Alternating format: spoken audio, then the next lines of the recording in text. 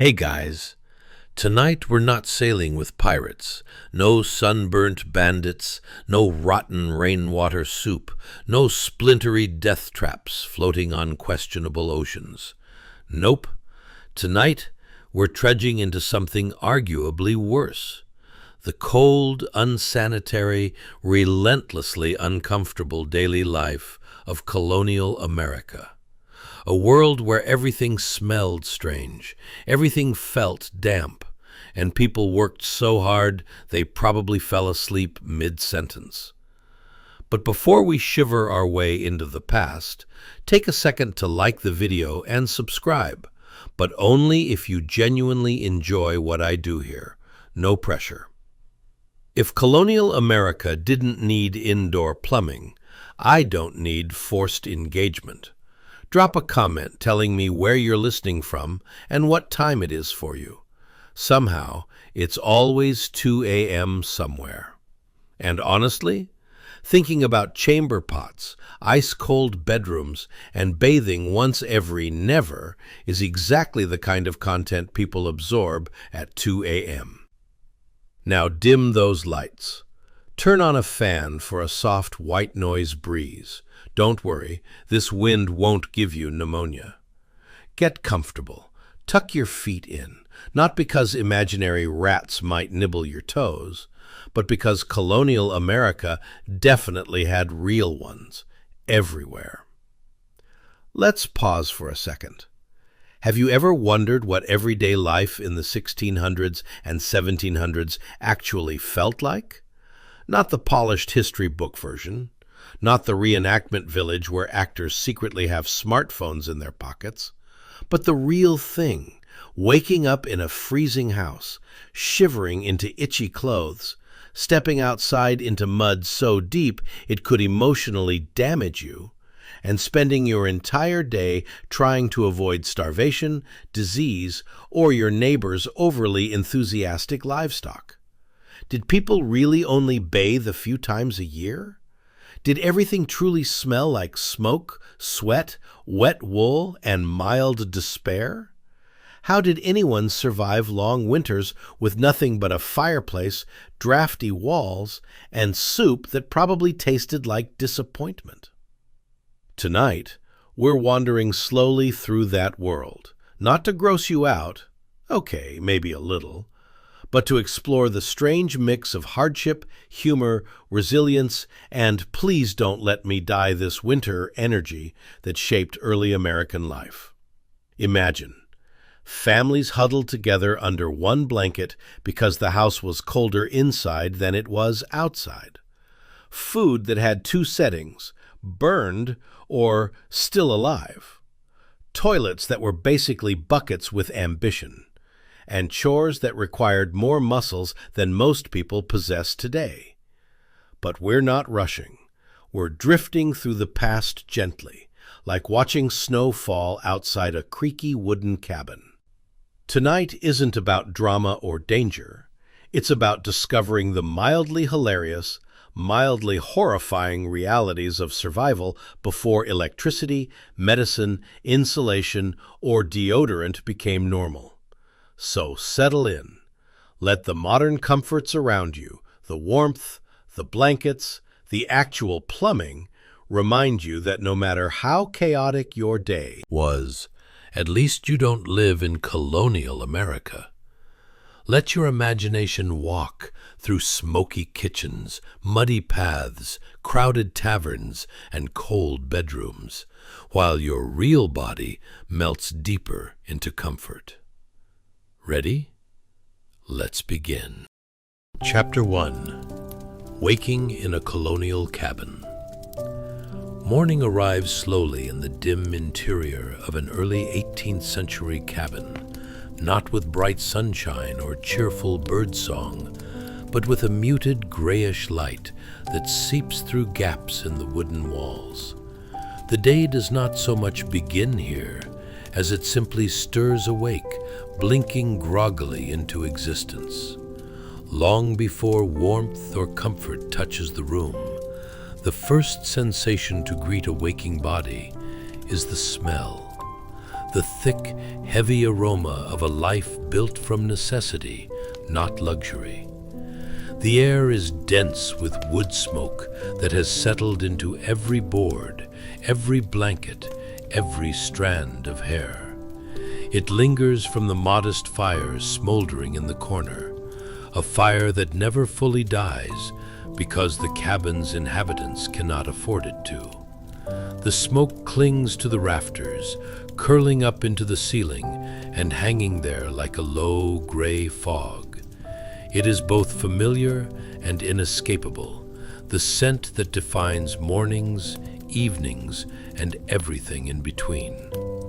Mixed with the smoke is another layer of aroma, one even more unmistakably human, the musk of unwashed bodies. Bathing is a rare event, saved for special occasions or warmer seasons when water isn't a threat to survival. Clothing, thick and woolen, absorbs the odors of sweat and long days of labor.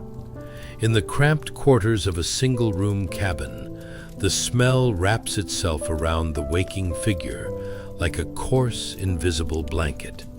It is unpleasant by modern standards, but in colonial America, it is simply life, expected, accepted, and unnoticed after a while. And then, woven through the smoky, human scent, is yet another presence: livestock. Just outside the thin cabin walls, or sometimes inside during cold nights, animals shift, snort, and stir. Chickens scratching at the dirt, a cow shifting weight on cold ground, maybe a pig or two grumbling softly as dawn approaches. Their earthy smell seeps into the cabin easily, drifting inside with every breeze that slips through the cracks. For a colonial family, animals are not faraway farm creatures. They are companions of survival, so close that their scents become part of the morning itself. The room is dim, lit only by that faint, uncertain light filtering through small, greased paper windows. Shadows spill across the rough-hewn floorboards, drawing long, uneven lines that make the cabin feel even narrower than it is.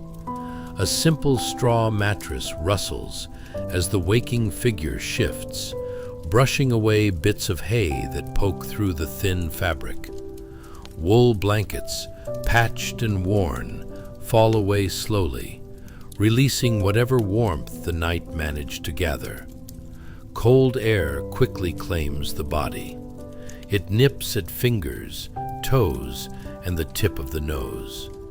Breath rises in soft, white clouds that linger momentarily before fading into the smoky haze above. Winter mornings in the colonies are not gentle. They press against skin, urging families to rise quickly not because they want to, but because chores will not wait. A small iron pot sits near the fire, waiting to be reheated. Perhaps it holds yesterday's porridge, thickened overnight, now stiff and unwelcoming. But it is breakfast, or something like it. Every task, from eating to tending the animals to chopping wood, must begin in this dimness before the sun climbs fully over the horizon. Despite the harshness, there is a rhythm to the scene, a predictable cadence that colonial families knew intimately. Waking to smoke, musk, and livestock was not a surprise. It was routine. Stability in its own rugged form. And so, with a deep breath of that pungent, layered air, the new day begins. Not comfortably, not cleanly, but with a steady resilience that defined life in colonial America. Chapter 2: The Ruffling of Musket Feathers, Drilling with the Neighbors. Hey guys, tonight we're turning our gaze to an era that somehow managed to combine muskets, mustaches, and a good old-fashioned medley of chaos right in the heart of colonial America. Yes, we're diving into the 1700s, where liberty and daily life jostled for attention on the village green like a chicken trying to cross the road while dodging an overzealous British redcoat. Now, before we plunge into a world where the closest thing to a spa day involved a bucket of cold water and a prayer to the soap gods, let's consider a few absurd questions. Ever wondered how musket training felt like a PTA meeting when everyone had left their dramatic tendencies at home? Or how the sound of a musket firing could be both invigorating and mildly terrifying, like your toddler deciding to experiment with a kazoo? And what's the deal with drill sergeants in the 1700s? Did they really yell to inspire courage? Or were they just engaged in an oddly competitive shouting match? So, pull on your imaginary tri-corner hat and prepare for a delightful snooze beneath those cozy blankets. Imagine yourself on a clear day, the sun warming your humble settler's face as you feel the rugged, coarse fabric of your homespun trousers. Congratulations! You've just woken up in 1735, a year where the rustic charm of colonial life is about to be punctured by the fervent enthusiasm of local militia drills. Let's talk about drilling practice, shall we? You step onto the village green, where farmers and craftsmen, bedecked in their best plain clothes, think the not-quite Sunday best ensemble, are busily trying to conduct military formations. Imagine them clustering together like a slightly confused flock of sheep trying not to trip over their own hooves. These settlers, having exchanged their farming tools for muskets, attempt to look fierce while clearly still smelling faintly of hay. The grass beneath your feet threatens to tickle your ankles, making you feel strangely vulnerable, like you're wearing socks with sandals at a trendy coffee shop. The sound of boots stomping on the earth reverberates like a trembling banjo, offering an oddly musical backdrop to this display of rugged resolve. Yet, despite their noble intentions, it's not long before chaos reigns supreme. "Fire in the hole!" shouts a neighbor, with a fervor that suggests either extreme bravery or a complete disregard for danger. The musket fires off a shot with a bang so loud it could wake the spirits of all the bemused ancestors watching the spectacle from the great beyond. And speaking of spirits, imagine the number of ghostly eyebrow raises happening nearby, all wondering if this performance ought to come with a side of popcorn. But let's reflect on the sheer absurdity of these drills. These men weren't just practicing military maneuvers. They were also trying to get their heads around the fact that they'd traded in plowing fields for learning how to fire a musket, an alarming upgrade from Just Shoot Me, starring Farmer Joe. An entire afternoon focused on drilling, only to discover that in the heat of battle they might still forget left from right, eliciting all sorts of comedic mishaps. The cadence of the drill is another spectacle. The sergeant calls out commands with an exaggerated flourish, as if trying out for a Broadway musical. Left face, right face, forward, march! Each instruction seems to spur the participants to new heights of ridiculousness. It's like watching your uncle during a family reunion, enthusiastic, but bewilderingly out of rhythm. Imagine trying to maintain formations while simultaneously pressing down the urge to break into a jig every time a new 2, 3, 4 hits the air.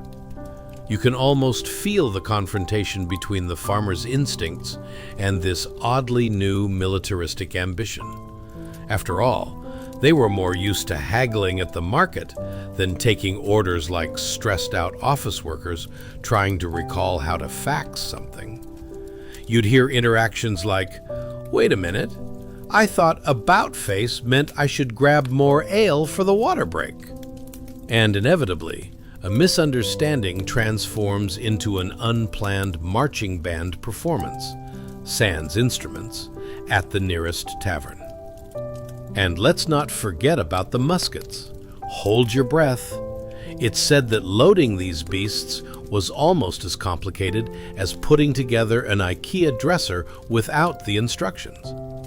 Teams fumble with gunpowder, the delicate art of managing a flintlock, and trying not to look like they've just stumbled out of the local barn. The smell of gunpowder hangs in the air, mixing with the earthy scent of the grass, and somehow smells both intimidating and slightly like burnt toast. Yes, toast. Because with all that time spent absently waving their muskets around, someone inevitably decides that a lunch break might be a wise choice. And what about the ladies? While their brave partners are wrestling with muskets, the women of the colony are nearby casting judgment sharper than the blades of the emergency vegetable slicer they've been eyeing for years. Could they possibly shout out advice too? "Honey, if you swing that musket any lower, you might chop the chicken's head clean off." While they're not privy to the fireworks and chaos, they surely find well-placed humor in watching their husbands navigate the grand drama of turning from farmer to sophisticated martial artist. As the drill reaches its climax, the mix of hilarity and panic culminates in one brave lad tripping over his own feet and dropping his musket. Cue a volley of snickers from nearby onlookers. After all, it should be noted that beneath the impending conflict looming on the horizon, there lies this delightful undercurrent of human silliness. Who knew the struggle for liberty would also require learning how to tango awkwardly with loaded firearms? As the day draws to a close, and you find yourself reflecting beneath the colorful beams of a setting sun, it's worth remembering that no matter how hopelessly uncoordinated this ragtag crew of farmers seemed, they were united by a singular purpose: to secure a future that didn't involve simply tending to crops and hanging out at the local tavern. So, tuck in tightly, dream of musket drills, and know it's okay to be a little awkward sometimes, because even amidst colonial chaos, laughter can echo louder than gunshots. Good night, O brave insurgents of liberty. Sleep tight, and may your dreams be filled with unwieldy mustaches and slightly melodramatic skirmishes that would make even the most skilled soldiers raise an eyebrow. Chapter 3: The Comfort of Straw and Regret. Welcome back, dear listener. As we continue our sleepy exploration into colonial America, let's discuss something that's about as comfortable as a hug from a cactus: your bed. Picture it, if you will. This is not the plush sanctuary of memory foam and luxurious pillows a la modern day. No, no. Tonight's discomfort is brought to you by the fine craftsmanship of a rough wooden bed frame that looks like it was designed by a committee of angry beavers. Imagine lying upon a mattress that is less a sumptuous cocoon and more a thin slab of life's regrets, hastily stuffed with dry straw and corn husks. Yes, corn husks, because nothing says comfort like being poked by something that was once a snack for a chicken. The mattress sags in the middle, as if it simply had enough of life itself, almost welcoming you to nestle into a comforting embrace of swirling dust and tiny muffled screams from trapped insects.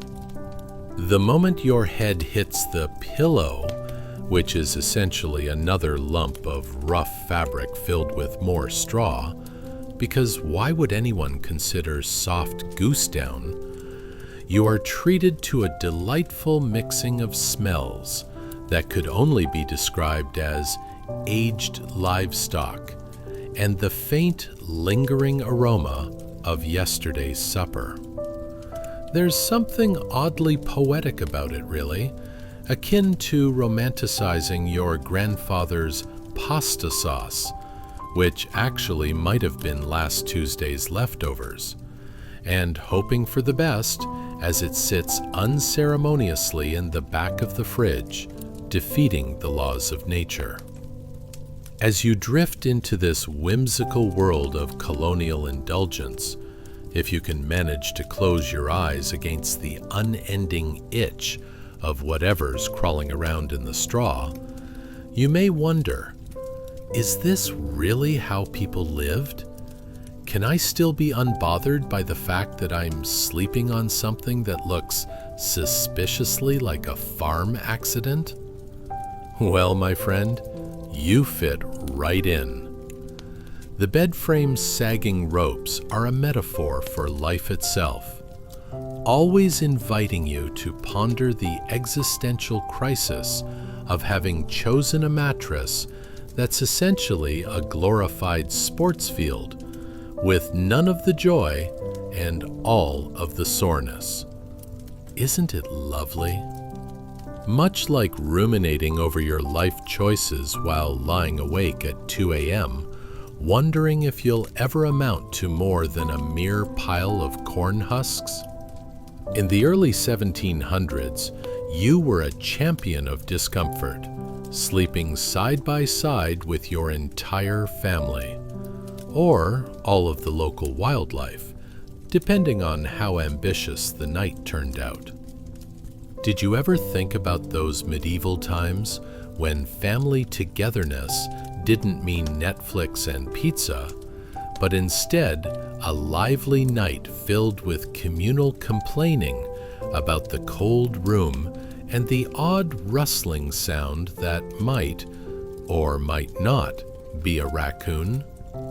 Survival meant snuggling up like sardines in a rusty can, not for warmth, but because personal space was a luxury you could never afford. Now, let's talk about getting out of bed. How Exciting! Do you ever wake up feeling like a champion, ready to conquer the day? Or, more accurately, do you wake up floating through the bitter ether of, am I really awake? As you bump your knee against the hard wooden leg of the bed frame, which, surprise, surprise, seems to have grown overnight like some mythical beast, simply for revenge. Because let's be honest, that's the true conflict here. You throw back your straw-filled blanket, which is probably less cozy duvet and more convenient excuse to not get out of bed, and stumble into a world that desperately wishes it could convince you of its charms. Slip on your sandals, or whatever form of footwear passes for your own creativity, and just wait. Because the wooden floor, cobblestones, or sometimes dirt, what's the difference really, isn't exactly an invitation to a summer dance. But you move forward, step after step, your feet encountering dampness, dust, and who knows what else, as every inch of your being yearns for the smooth, level ground of a wellness retreat circa today. Did the pioneers ever contemplate their choices, pondering if relentless rigor mortis would have been a kinder fate than this? Drudging forward to the day's tasks, you can't help but muse about how good morning is a conspiracy. Wouldn't it be better to say, welcome to your daily nightmare. Please enjoy the scent of yesterday's corn and consider your life decisions over a cup of something vaguely resembling coffee that's actually just hot, dark water. Cheers! And as you survey the morning light streaming in through the tiny window, if you even have one, remember that this was simply life's soundtrack in Colonial America. A series of odd smells, uncomfortable textures, and perhaps, just perhaps, a touch too much corn. So here you lie, yourself and your bed, wrestling in a dance of irritation, straws stabbing you at weird angles, and even the occasional flea nobly bringing you back to reality. You see, life in the early 1700s was a mosaic of minor discomforts stitched together with humor and a dash of misery, reminding you that sometimes the best punchline comes from the most uncomfortable punch, like a surprise poke from the straw-stuffed pillow as you wrestle your dreams back into submission. Chapter 4: Light Through Oiled Cloth and Odd Decisions. Hey there, dreamers of the absurd. Welcome back to our mildly interesting journey through the delightful chaos that was colonial life in America. Tonight, we're shining a light, well, sort of, on the rather dim homes of the early 1700s. Imagine a space that's colder than a snowman's heart and more cheerful than a cat at a dog show. But first, if you enjoy this cuddle with history dipped in humor, go ahead and hit that like button, subscribe, and maybe leave a comment, but only if you genuinely fancy an antiquated chat about the corn-stuffed beds of yesteryear. As you settle in, dim the lights, turn on a fan, or do whatever your version of fanning a dream looks like, and let's be whisked away to a time when indoor plumbing was just a quirky idea, and global warming was simply something you experienced when you accidentally stood too close to the hearth. Now, reflect for just a moment. Have you ever struggled to see anything in a dimly lit room while also contemplating your life choices? What if that life choice was to live in a tiny, drafty home with no luxuries, like a window that didn't feel like a gateway to the outdoors on a chilly night? Perhaps you've thought, how did people manage to survive it all? Or, is there a guide for dealing with wooden shutters for Windows 101? Ever had to source a decent pair of mittens even though the only thing in your pocket is hope and lint? Congratulations! You, my friend, have just woken up in 1715, and you've got a front row seat to the raw and the ridiculous. Bright and early, the sunlight struggles valiantly, or at least as valiantly as a weak beam of light can, through a small square window. Imagine this. Instead of the immaculate glass we take for granted, your window frames crude wooden shutters, desperately fighting to keep the winds of fate at bay. These shutters creak open, teasing you with a glimpse of the hazy exterior filtered through oiled cloth, as if your morning routine needs a Pinterest fall decor touch-up. This is the equivalent of waking up to coffee brewed with water that had previously heated up yesterday's dishwater. You're not quite awake, but you're certainly squinting against the light with the same enthusiasm as a raccoon face to face with an angry Farmer Joe. Please, hold on to that thought while the residents of colonial America contemplated the vast expanse of their not-so-pleasant mornings. Now, Let's talk about the real stars of the show, the smells. Ah, yes. Breathe in that invigorating aroma of, is that last week's stew or just the charming scent of the compost heap out back? It's hard to tell, really. If you got up close and personal enough to catch a whiff of the atmosphere, no, not in a dramatic, I need a romantic partner kind of way, but more in a, this is what a turnip might smell like after a hard rain, you'd have quite the sensory experience. And speaking of fresh air, drafts were the mainstay entertainment of colonial life, akin to an unwanted family reunion. You would often find yourself snug as a bug, if that bug decided to use your life as a playground, at the mercy of zephyrs swooping in through those inadequately sealed shutters. Were you ever graced with an icy breeze that seemed to laugh at your humble existence? Imagine trying to survive a chill that felt like it was yanking your spirit back through a time portal. Aside from the draft and the potentially corporeal musings on existence, let's not forget about other cool features of your home. The walls. What do you think they were made of? Lovely warm stucco? Or perhaps alabaster charm? Oh no, those walls were more akin to dirt mixed with sticks, mud, and if you were particularly lucky, some herbs to keep things interesting. They were expertly constructed to let in every nose-wrinkling draft, while simultaneously allowing the family's livestock to saunter in and out as they pleased. Because, honestly, what's a little cow in your living space? Just momentarily overseeing your breakfast plans, surely.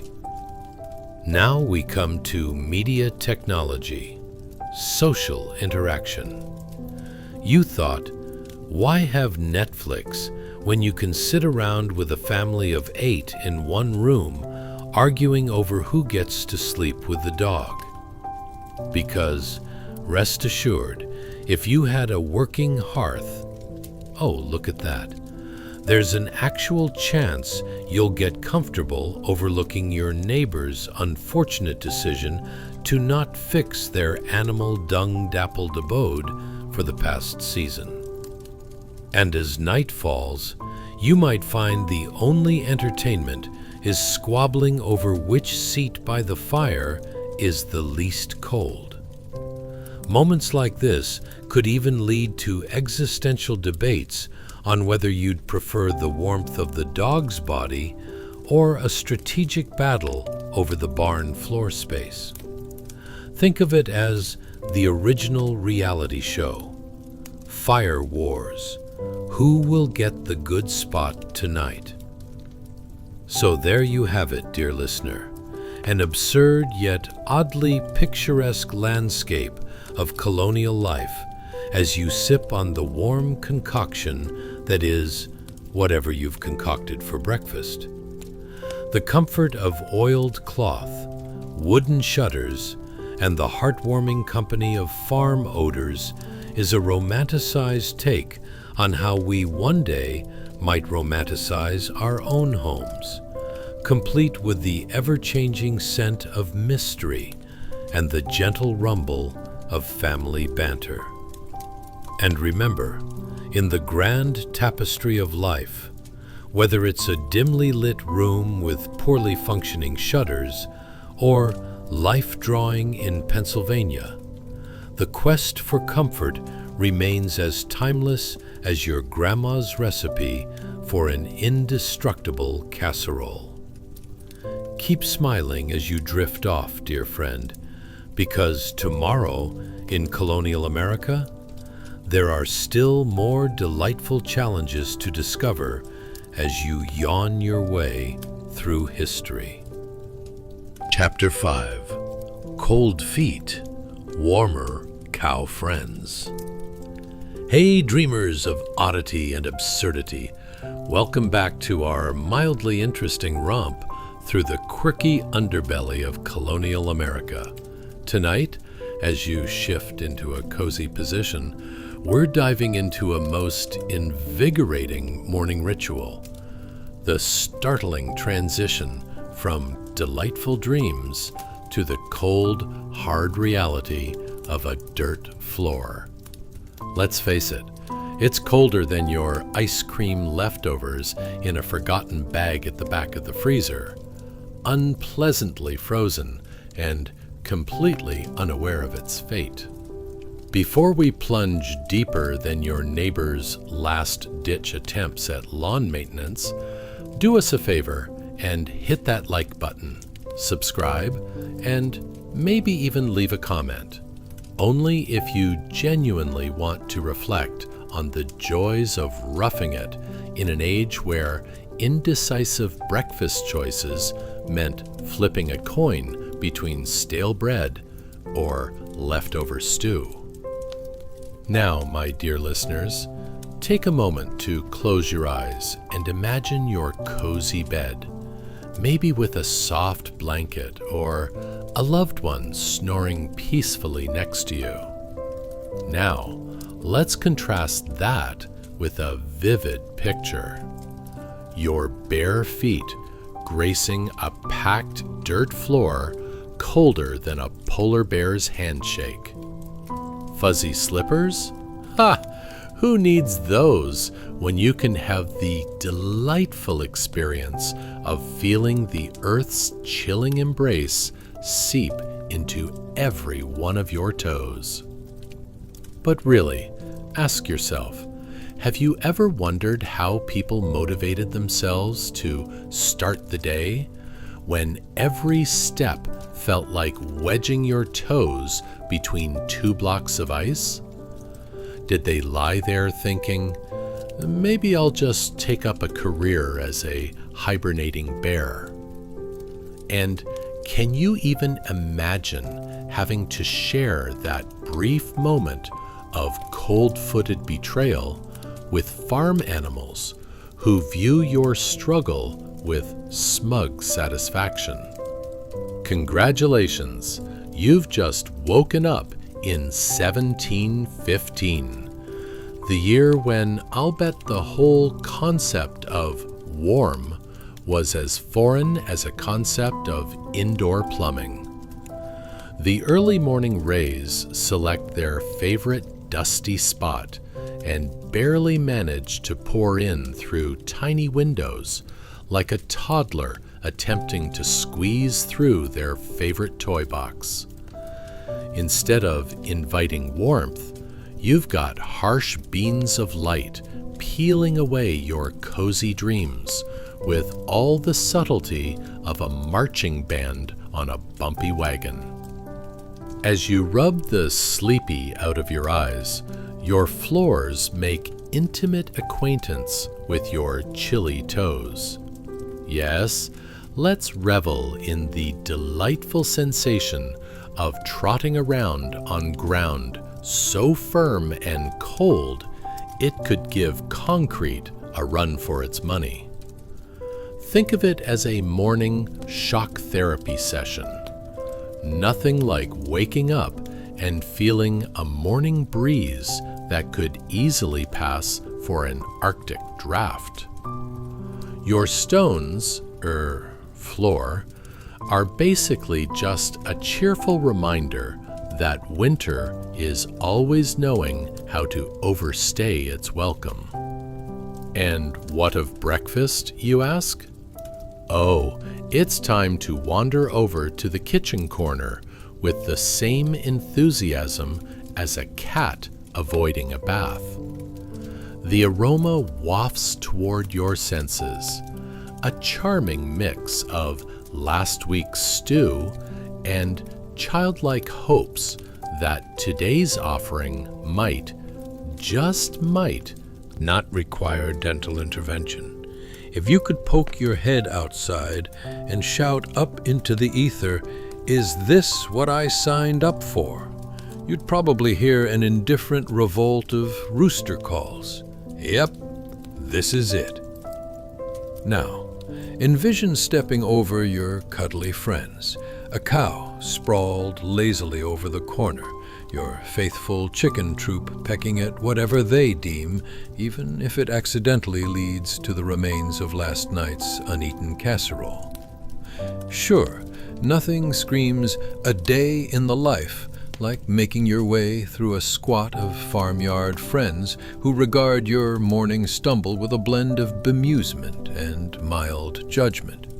Nothing says, "Welcome to my day," like being stared down by a confused goat. Let's not forget about the delightful indoor ambiance created by, those fragrant drafts. Imagine the thrill of being snuggled under a patchwork of bed sheets. It's like the ultimate snuggle blanket experience meets the intense, heart-pounding horror of realizing the wind is not just a bother, but a constant reminder of Mother Nature's mischievousness. The only thing resisting the freeze is likely your ongoing battle with mosquitoes. Or was that the ghost of livestock past? By now, you might find yourself on a parallel universe of relative absurdity, exploring the delicate balance of life between heat sources and dramatic gusts. Is this the great huddle event, where you and your housemates engage in the intricate dance of avoiding frostbite while appreciating the warmth of a ridiculously overstuffed straw mattress that feels like sleeping on a pile of butter-covered rocks? Who knows? But guess what, brave dreamers? That's just the beginning. You're standing on the brink of an exciting day in Colonial America, where every chilly toe and the musky odor of your surroundings keeps your cheeks rosy, your spirit buoyant, and your thoughts wildly entertained with dramatic narratives of daily life. Laugh it up, because if you don't, those frigid mornings will feel less like waking up and more like preparing for a life-threatening adventure. So, as you let the chatter of farm life lull you back into warmth, remember, every bump in the floor and draft leaves you rejuvenated for whatever absurdity awaits in this cold, unsanitary life of Colonial America. With toes now begrudgingly accepting the chill, the hilarity of surviving such extremes is where the fun begins. And tomorrow? Well, let's just say it might be time for more creative farming practices, or something equally bizarre. As you nestle into the charming chaos of your colonial existence, may your dreams be as warm as your floor is cold. Sleep tight, dear friend, because tomorrow is another day to confront the quirks of human life in a world paved with dirt, challenged by ice, and filled with delightful farm friends. Chapter 6. The Hearth's Heartbreak. Hey guys, welcome back to our mildly interesting dive into the chilly quirks of Colonial America. Tonight, we're warming up by the emotional and somewhat unsanitary hearth of the early 1700s. Imagine, if you will, a woman in simple, coarse linen clothing, a fabric so rough that it could double as a workout tool. There she is, kneeling down beside a massive stone hearth, gently coaxing oblivious embers back from the land of irrelevance. Yes, it's a matter of life and warmth, and let's be honest, the stakes are higher than ever. If she fails, her family will not only wake up in the cold, they'll also have to confront the horror of consuming breakfast tepid enough to rattle the timbers. So, as you settle into your cozy nook, dimming the lights and maybe even putting on those trusty old socks, allow the images of this colonial kitchen to sweep over you like a poorly sewn quilt. How did they even start their days back in the 1700s? Did they muffle their morning groans with sprigs of rosemary? And what about personal hygiene? Ever wonder if washing up back then literally meant just splashing a few drops of cold water on your face and praying for the best? Did they think themselves masterful in their ability to outsmell last week's stew? If you're ready to explore the genuine discomfort of being a colonial hearth wrangler, congratulations! You've just woken up in a small, drafty home in 1720. The first thing you realize is that the world hasn't warmed up yet, because mornings in colonial America hit harder than your alarm clock on a Monday. You shuffle over to the hearth, a structure so massive that it could double as a medieval throne if you squint hard enough and ignore the soot. The embers, bless their stubborn little hearts, are glowing like that one friend who insists the party doesn't start until they show up. But here's the kicker. Just because they're glowing doesn't mean they're warm. You grab hold of a few small sticks because apparently nothing brings joy to the morning like the conscious choice to become a fire magician. Breathe in the smell of burning wood. It's as comforting as a beloved childhood memory, if your childhood involved sitting next to a campfire that smelt like a family of wet dogs and questionable last-minute barbecue decisions. Carefully, you nurse the fire with kindling, like it's a fragile newborn, waiting breathlessly for that first spark of flame. Let's pause for a moment. If you were back in your current, gloriously modern life, boiling a kettle of water or prepping a French press, how do you think the colonial hearth wrangler would react? What's that, dear friend? Piping hot water, ready at the flick of a switch? You clearly live in a realm of sorcery.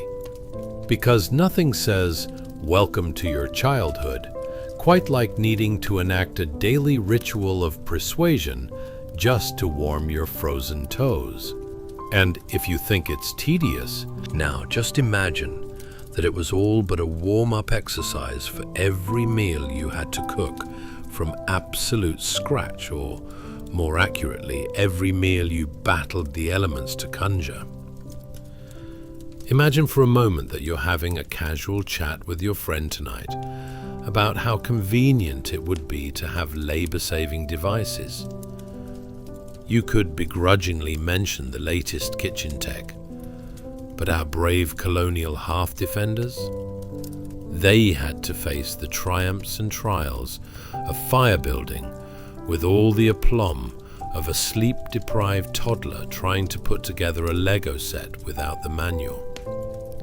Oh look, it's the morning chaos where I either successfully create a toasty nook or self-ignite like a wildly inappropriate birthday cake.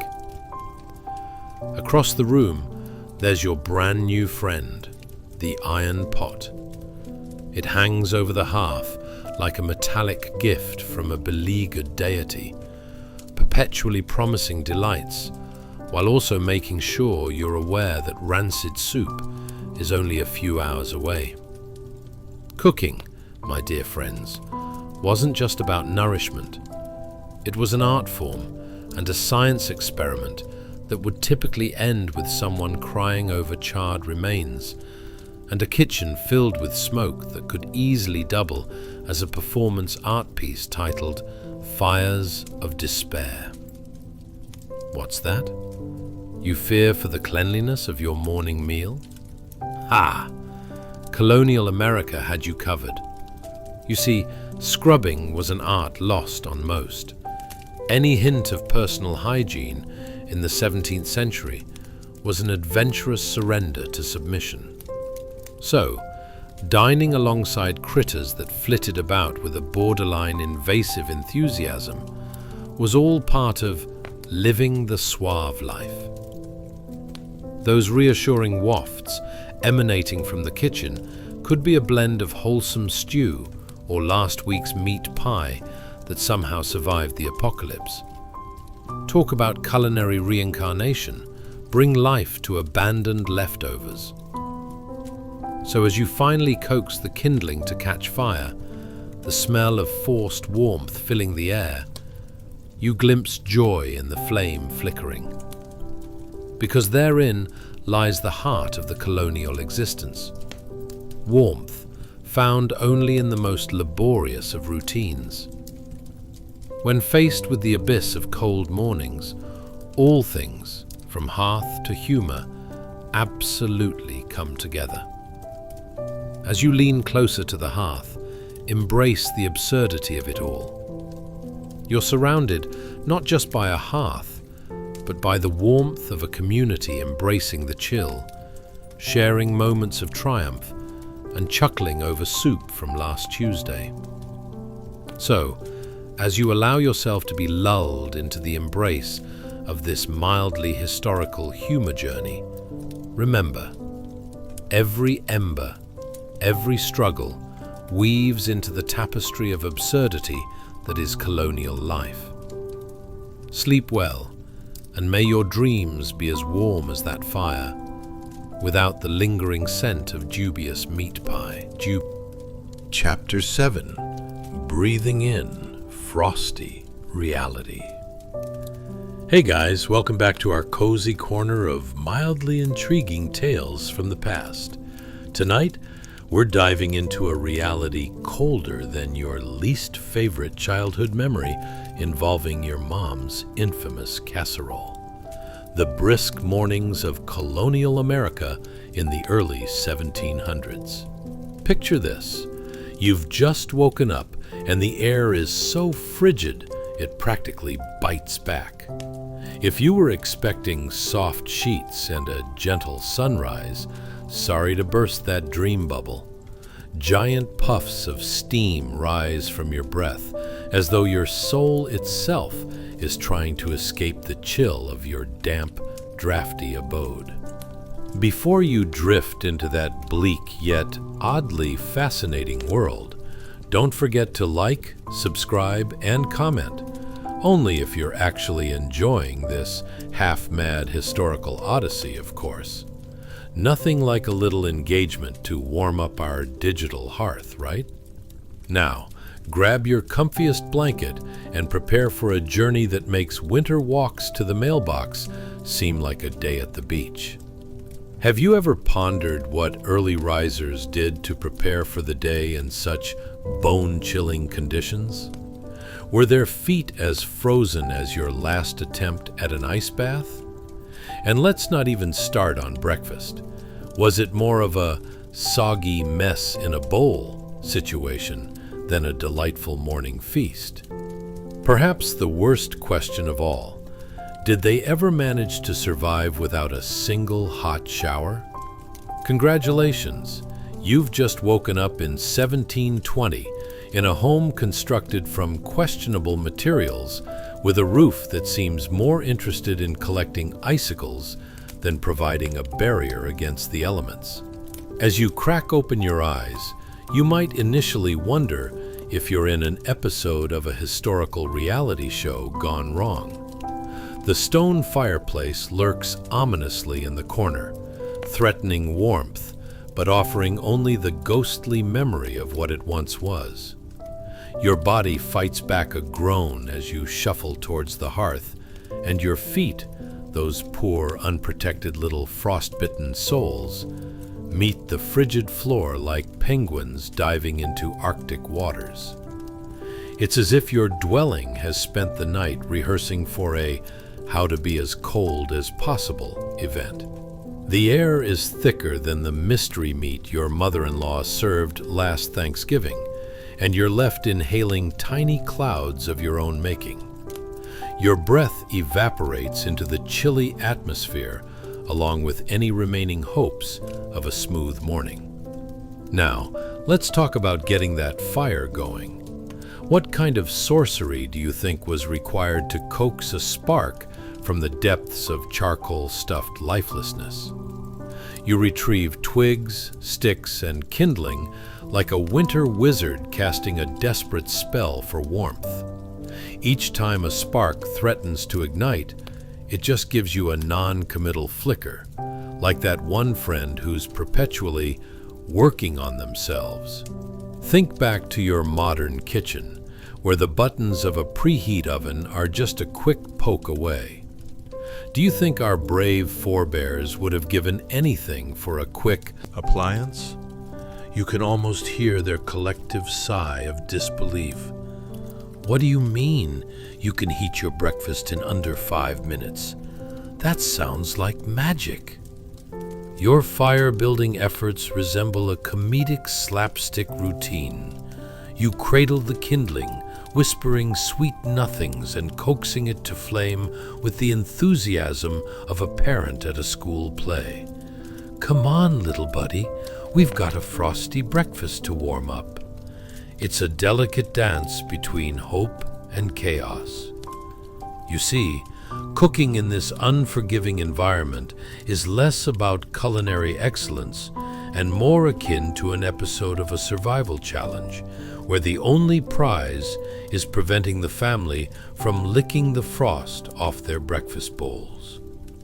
And speaking of the contents in those bowls, ever think you could rival modern cuisine with a leftover stew that could probably qualify for a science experiment? It's an odd sensation knowing that last week's meat pie is still somehow creeping around the kitchen. Trust me, moving around the drafting rooms of a colonial kitchen is a dance of delirium. Here you are, grumbling about the cold when, behold, your stove is quite literally the hearth itself. The chamber pot sits unceremoniously by the wall, like a guest who overstayed their welcome, hinting at what might happen if you're not careful. Let's pause for some reflection. Ever thought of using your morning restroom dash as a form of cold exposure therapy? As you glance at your iron pot, a gleaming, albeit heavily dented ally, hanging ominously above the fire like a culinary sword of Damocles, you realize it promises flavor, but often delivers mystery. Cooking here is not just nourishment. It's an epic saga of battling bad ingredients and dodging critters that have decided to take up residency. Each day, a hot meal is like lottery-winning gold. Without consistent understanding of proper sanitation, definitely no health department observing here, you might find yourself dining on something that wouldn't even make the cut on a survival show. Look, kids, today's feature, a delightful blend of old grains, a pinch of mystery herb, and merely a whisper of freshness. While you stare deeply into the fire, let this warm your heart and gut just a tiny bit. Colonial life may have lacked conveniences, but what it truly excelled in was the fine art of persistent absurdity. You chuckle at the thought of their daily struggles, every flame real and metaphorical, igniting the absurdity that lay in survival. Because amidst the laughter and simmering soups that dared to challenge expectations, the warmth found in absurdity was far more fulfilling than mere heat. So dive deep into that tapestry of moments, where life wasn't always comfortable, but it was hilariously unpredictable. And as you lean back and allow those remnants of firelight to cloak you in warmth, do remember, every struggle, every laugh etched in the history of colonial America is a reminder that when it's cold outside, we can still find the warmth hidden within the absurdity of life. Sleep well, and may your dreams be a delightfully cozy mixture, not unlike a mystery stew gone gloriously right. Chapter 8: Fabric of Reality, Itch and All. Welcome back, dear listeners, to the delightful and painfully true saga of colonial life. Now that you've shivered through the freezing fast of winter mornings, we're sliding into the realm of fabric, Specifically, that charmingly scratchy clothing that your early 18th century self would have sported like a walking fleece factory. Imagine, if you will, the soft touch of modern athleisure. Now, let's throw that vision into a blender with a rusty toaster for a reality check. The textiles of colonial America were less about comfort and more like a medieval boot camp for your skin. Your charming colonial cloak, if we can even call it that, rustles like a bad joke when you move. We're talking about hand-woven fabrics that look like they were made from the finest goats you could find at the nearest petting zoo, which is fitting because they likely carried more scent than a goat barn on a hot day. Ah yes, the aromatic essence of daily hard labor mixed with a tablespoon of aged wool and just a pinch of smoke. It's practically a signature fragrance for those who braved life in the 1700s. Now, here's an even wilder thought. What if the average colonial citizen had washing machines? Excuse me, sir, might you be able to bypass the whole scrubbing your clothes in a stream routine? My wool coat smells suspiciously like last week's livestock adventure. Spoiler alert, not happening. Cloth was a luxury, and cleaning it involved less Tide Pods and then some. Visualize yourself, the forward-thinking soul that you are, trapped in this woolen nightmare that doubles as armor against chilly winds. And trust me, being itchy was not on the fashion agenda. The sensation of coarse linen on your skin could best be described as wrestling an angry cactus while simultaneously doing the cha-cha.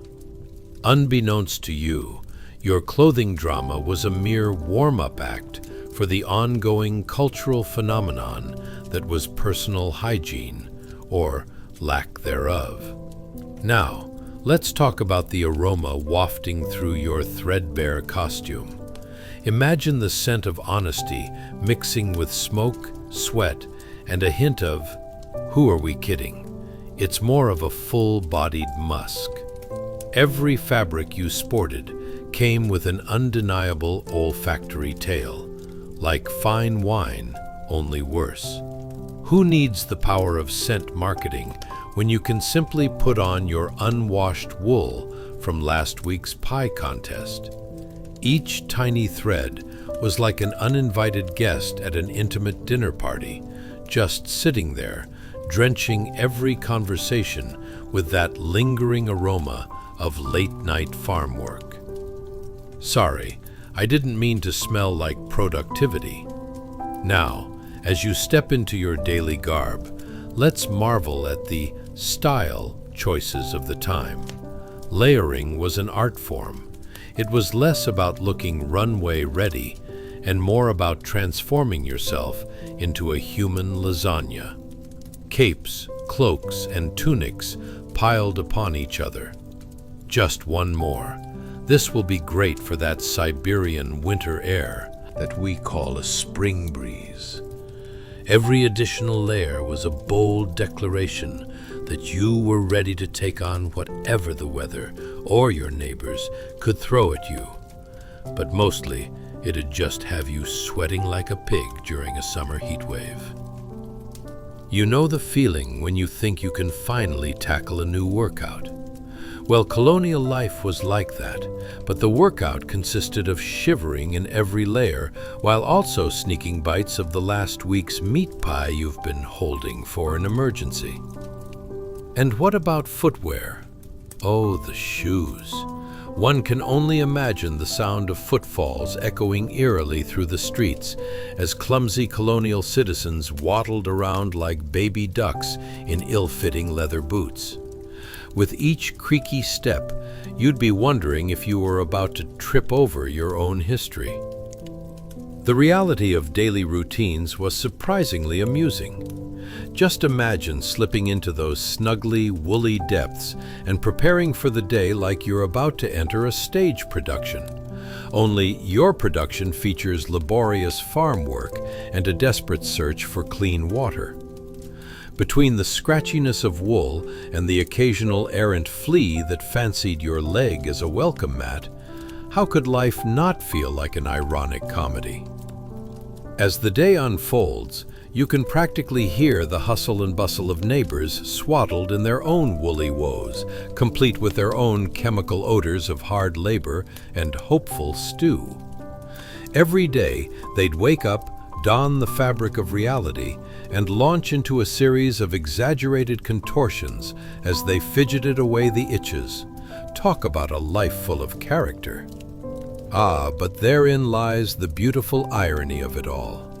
When you're all bundled up, uncomfortable, and possibly the embodiment of a human burrito, at least you can always chuckle at the absurdity of it all.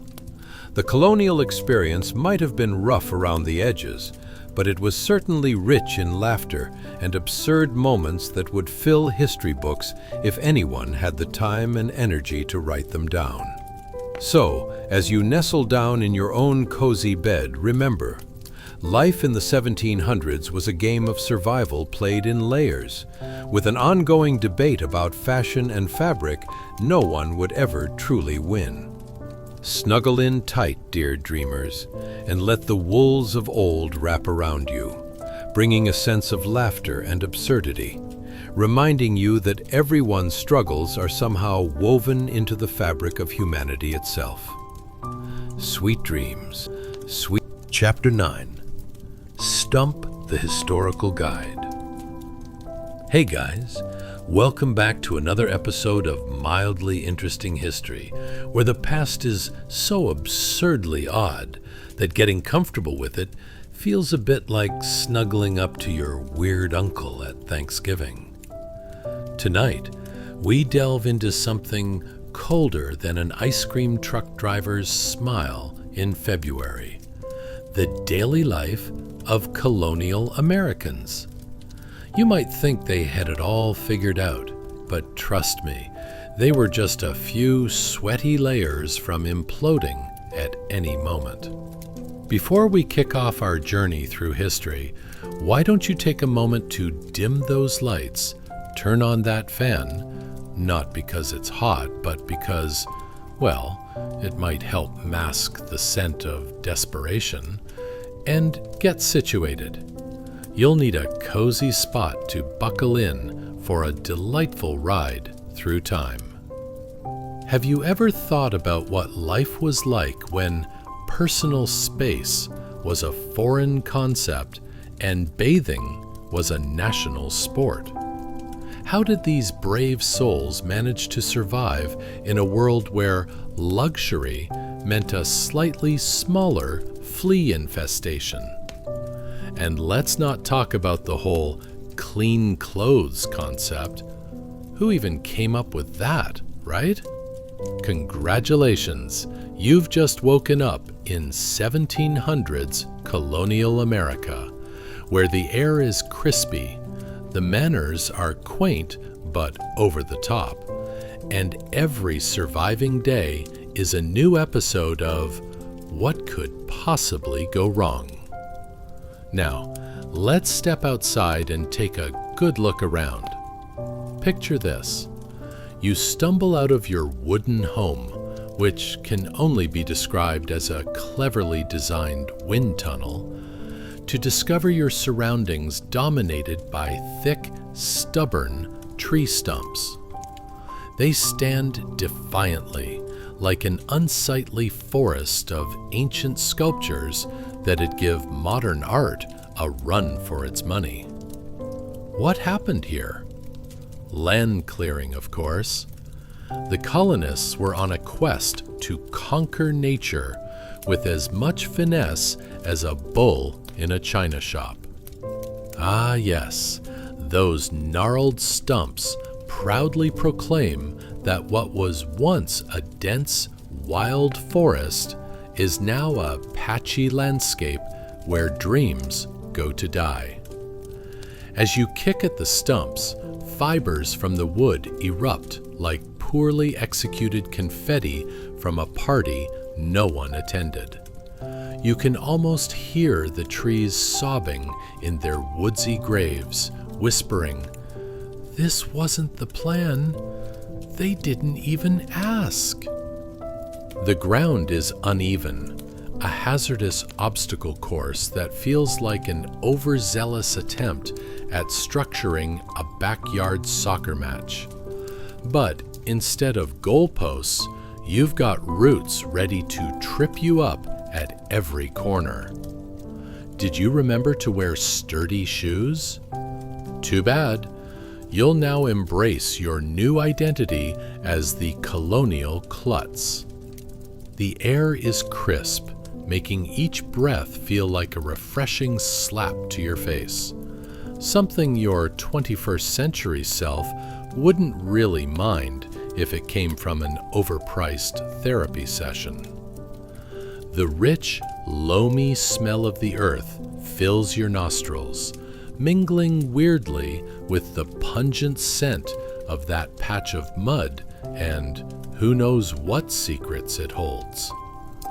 You might be tempted to whisper sweet nothings to the ground, but let's keep it PG. After all, it might just be harboring a seasonal flu or two. Morning rituals in colonial America have their own peculiar charm. As you stand amidst the stumps, pondering the meaning of life and whether there's a local coffee shop opening up soon, spoiler, there isn't, consider the delightful variety of activities that await you. For one, every household must begin the painstaking task of gathering firewood to combat the chill. Sounds adorable, right? Wrong. It's less like, let's build a cozy fire, and more like, who can dodge angry wildlife while dragging a log bigger than themselves? And how can we possibly forget about breakfast? You know, the most important meal of the day? Unless you're stuck with a roster of, let's say, uninspiring fare. Imagine, you're served a nice bowl of corn mush that could double as wall plaster. Seriously, every spoonful is akin to having an old shoe in your mouth, but it's filled with fiber. Your stomach grumbles in protest as you try to suppress thoughts about those delicious, artisanal avocado toasts that your friend keeps posting about. Oh, how you long for a slice of modernity, preferably one that doesn't involve grinding your own corn or considering how much sugar is too much for the local bears you might accidentally attract. Exhaustion comes quickly when you're living the colonial dream. You're now flinging bundles of hay into a rickety cart that might as well be made from toothpicks and bad decisions. Every effort is a miracle, and every smirk from a neighbor is a reminder that humor is, in fact, a valid coping mechanism in these audacious times. You share a knowing glance with the local farmer, and suddenly you are both in on the absurdity of it all. The daily struggle to not just exist, but to do so with an air of dignity while simultaneously covered in dirt and fending off insects larger than the average ascent annual. But at the end of the day, as you sit by your potentially lit fire, if you actually manage to start it, you can take solace in the fact that despite the stumps, the wild foods, and that regrettable corn mush, you are living through a comedy that only the past can serve up with such artistic flair. You might be one itch away from a full-blown existential crisis, but hey, at least you're not the first to forget about the soap they forgot to produce. No, that's a story for another time. A toast to you, brave souls navigating the cold reality of life in colonial America. With layers of quirks, a stumping landscape, and a sense of humor, we move steadily into our next adventure, one where maybe, just maybe, you can find clean laundry among the laughs. Chapter 10: Smoke Signals of Survival. Hey guys, welcome back to another installment of mildly interesting history, where we dive into the past with all the grace of a moose on roller skates. Tonight, we shift our focus to a reality colder and dirtier than a polar bear's backside: the magnificent and not so magnificent daily life in colonial America. So grab your favorite lumpy blanket, settle in, and get ready to explore a time when the phrase personal hygiene evoked more confusion than the last episode of that show you tried to finish but fell asleep on. Before we thrust ourselves into this world, go ahead and hit that like button, subscribe, and maybe drop a comment. If you actually enjoy this absurdity, that is. No pressure, though. Our ancestors survived on less. Now, dim the lights. Turn on that fan, not because it's hot, but to cover up the historical odor of despair that's dripping from the pages of the past. And get cozy. Let's talk about cold mornings, like, why did I wake up like this type of cold, and the personal quest of finding out if breakfast might just be the most regrettable decision of the day. But hold on, where in the world is the coffee? That heavenly brew might as well have been a unicorn in 1700s America. So, picture this.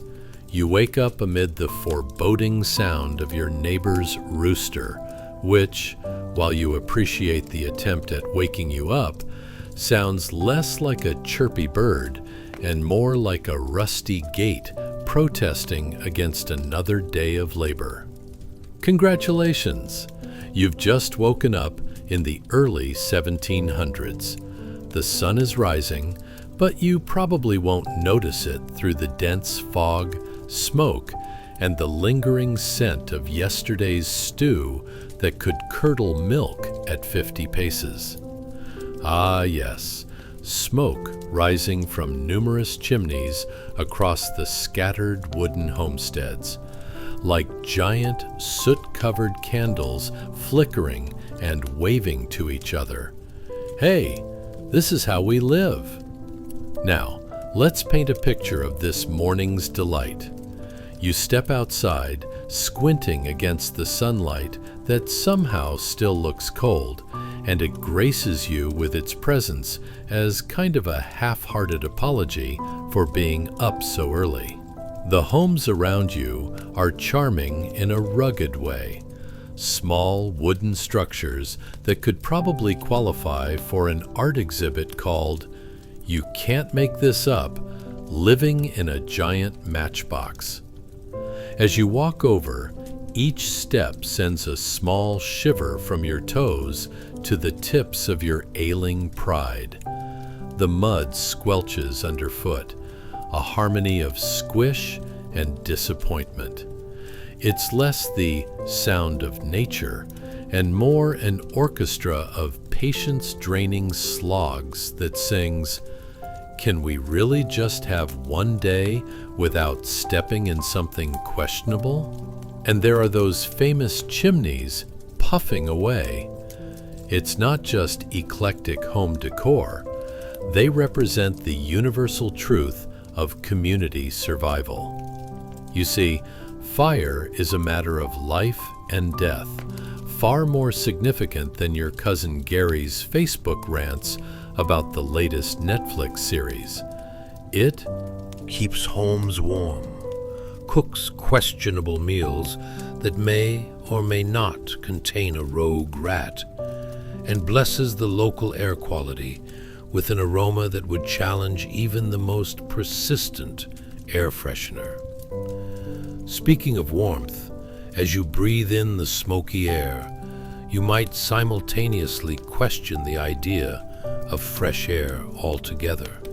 You know, this isn't exactly what the wellness influencers would advocate.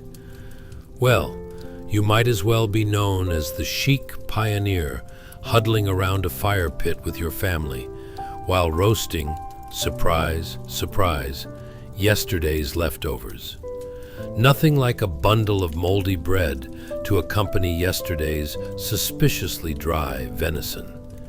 Now, let's talk about morning routines, because when you think about it, nobody really knew what that meant in the 1700s. The process involved roughly 37 steps, and some of them included washing one's face with water that might just house their neighbor's pet chicken floating by. Oh, and don't forget about breakfast. You'd likely find yourself slurping down some corn mush that had more texture than flavor. Each bowl could double as either a savory meal or an experiment in relentless endurance. The question you inevitably ask yourself is this even safe to eat? The answer is, of course, a resounding, who knows? Just smile and swallow. Now, let's not forget the other joys of morning preparations. You're dressed in layers that seem to trap the smell of livestock and smoke like some sort of perverse cologne. Feeling regal in your woolen rags? Perfect. But remember, you haven't fully joined the ranks of daily life until you've fearlessly combated a swarm of flies with the grace of a failed windmill. Outside, neighbors fumble with firewood, that too unpredictable wood that either sparks a comforting flame or throws out embarrassing amounts of sarcasm when it refuses to light. You're less, let's gather for a nice group activity, and more, who can hurl logs while greeting the local wildlife? But despite it all, you can't help but chuckle at the absurdity of it. Everyone is collectively engaged in a comical battle against the elements, wildlife, and their own subconscious need for heat.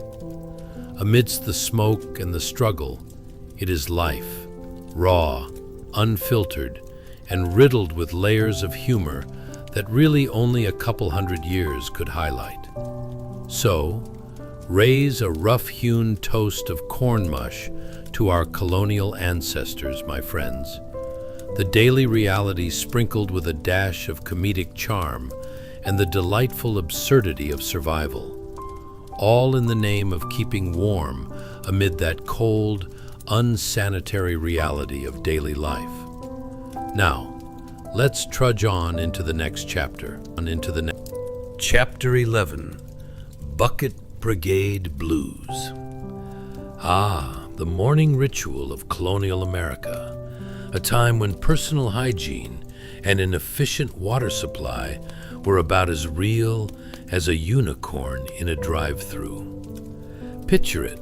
It's the early 1700s, and you've just rolled out of your warm-ish bed, probably filled with something akin to dried moss and maybe a couple of genuinely confused bedbugs. Your first order of business? Awkwardly walk around your humble abode just long enough to manage some semblance of consciousness. Now, let's talk about a little thing called water. You might be accustomed to just twisting a tap and letting all those precious hydration droplets cascade down like a gentle waterfall. But in this time period, no such luck, my friend. Instead, you fancy yourself a runner, quite literally, as you strap on your best yet terribly unflattering woolen attire, ready to embark on a heroic trek to the nearest well or stream. So you step outside and boom! Instant shock of cold air hits you, gripping your toes with the tenacity of an enthusiastic toddler at snack time. In the distance, you can see it, the well. Your heart might leap a little, thinking of that sweet, refreshing H2O. But don't get ahead of yourself. It's more like embarking on an expedition to find the last slice of pizza at a team party. Worth it, but oh, the hurdles. As you stagger across the mud, which, might I add, resembles something akin to a reluctant swamp monster, you find yourself grappling with these rickety wooden buckets. Let's pause for a moment here to really appreciate what this entails. Watch your footing, for goodness sake. Each step sends a little splash of water sloshing over the side, while grumbling to yourself about how it would have been caveman easy if these buckets had wheels. Each time you lift the bucket, it's like testing your own one-person CrossFit regime. But these are not exactly dumbbells. Oh no, these are heavy wooden contraptions that are more like medieval kettlebells, except they don't come with a gentle reminder to drink more water post-workout. Speaking of workouts, have you ever accidentally tried to flex your biceps while carrying a gallon of milk? Multiply that awkwardness by 100, and voila, you've got yourself the ultimate colonial experience. The sloshing of water mirrors your personal struggle as you make your way back home. The scent of wet earth accompanies you like an uninvited guest, clinging on tighter than your Aunt Marge when you see her at family gatherings. Each swing of the bucket is an unspoken dare to your very existence. Can you make it back without spilling me everywhere? The answer is usually a resounding no. Now, let's not forget the ambiance. In the early 1700s, the soundscape was nothing short of riveting. A mix of delighted roosters that screech as if they were auditioning for a part in a horror film, the faint bleating of sheep, and the odd dog barking somewhere in the distance, possibly debating existential crisis. Why am I barking at nothing? Is my fate to guard this house forever? Ah, what main character energy. And just as you think you've triumphed over this glib water gauntlet, here comes your neighbor, Samuel, who you just know has been perfecting his lumberjack look for a good 5 years now. He's lugging his own buckets back and looks at you with the kind of pity typically reserved for someone stuck in an elevator with a mime. Ah, brave soul, still on the water hunt, he quips, and you can't help but wonder if he just spilled a bit of his water on your dignity, or if you lost that at the well.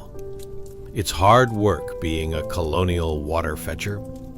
You might think the real strife happened in the taverns, or during the occasional skirmish with British troops. But surprise! The true reality of daily life is often about such mundane tasks.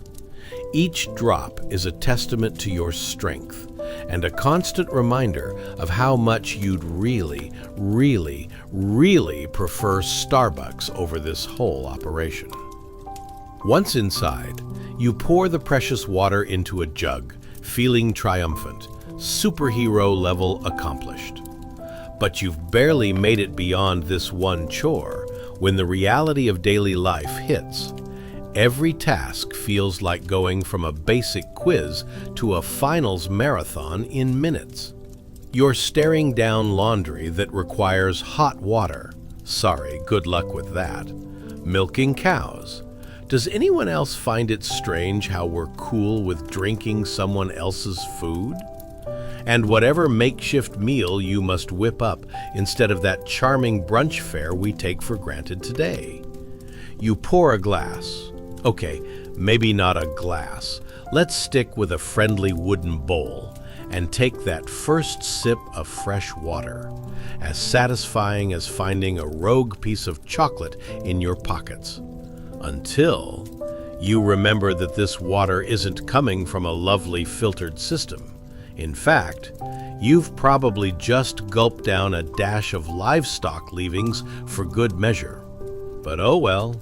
Cheers to digestive fortitude and whatever comes next in your colonial life. As you ponder over the unsettling taste of farm-fresh water, the humor of it all hits you. The struggles of fetching water are a daily adventure, comparable to a modern-day grocery run where you inevitably question your choices in front of the cheese aisle. So, hats off to you, colonial water warriors. You've survived yet another chapter of daunting daily life with a bucket full of pride, and more than a little splash of humor. Chapter 12. A Porridge Predicament. You shuffle back inside from your heroic water-fetching expedition, lungs filled with fresh air and the hint of that delightful early morning mud scent. The glorious sight that greets you? A thick iron pot hanging over a sputtering fire, your kitchen's not-so-secret weapon. As you approach, the warm wave of porridge steam flows over you like a cozy blanket, albeit one that's seen better days and probably has a reputation for things that chew. Now, what's cooking in this bubbling cauldron, you ask? Ah, it's a fine example of culinary innovation straight from the culinary depths of colonial America. Steaming cornmeal porridge. Yes, that's right, cornmeal. You might think of it as the humble cousin of fancy oatmeal, but in this era, it's practically the only reliable dish keeping your stomach from auditioning for a role in a horror movie about starvation. The pot makes an audible gurgle like a cat that's eaten one too many mice. Seeing this, you hoist your trusty wooden ladle, your new best friend in this unglamorous adventure, right into that bubbling cauldron. Be careful not to poke a chicken mascot, or you may end up with a snack for the neighborhood hawk instead of breakfast. Scooping the thick, gooey porridge is not exactly an Olympic endeavor, but it does require a bit of finesse.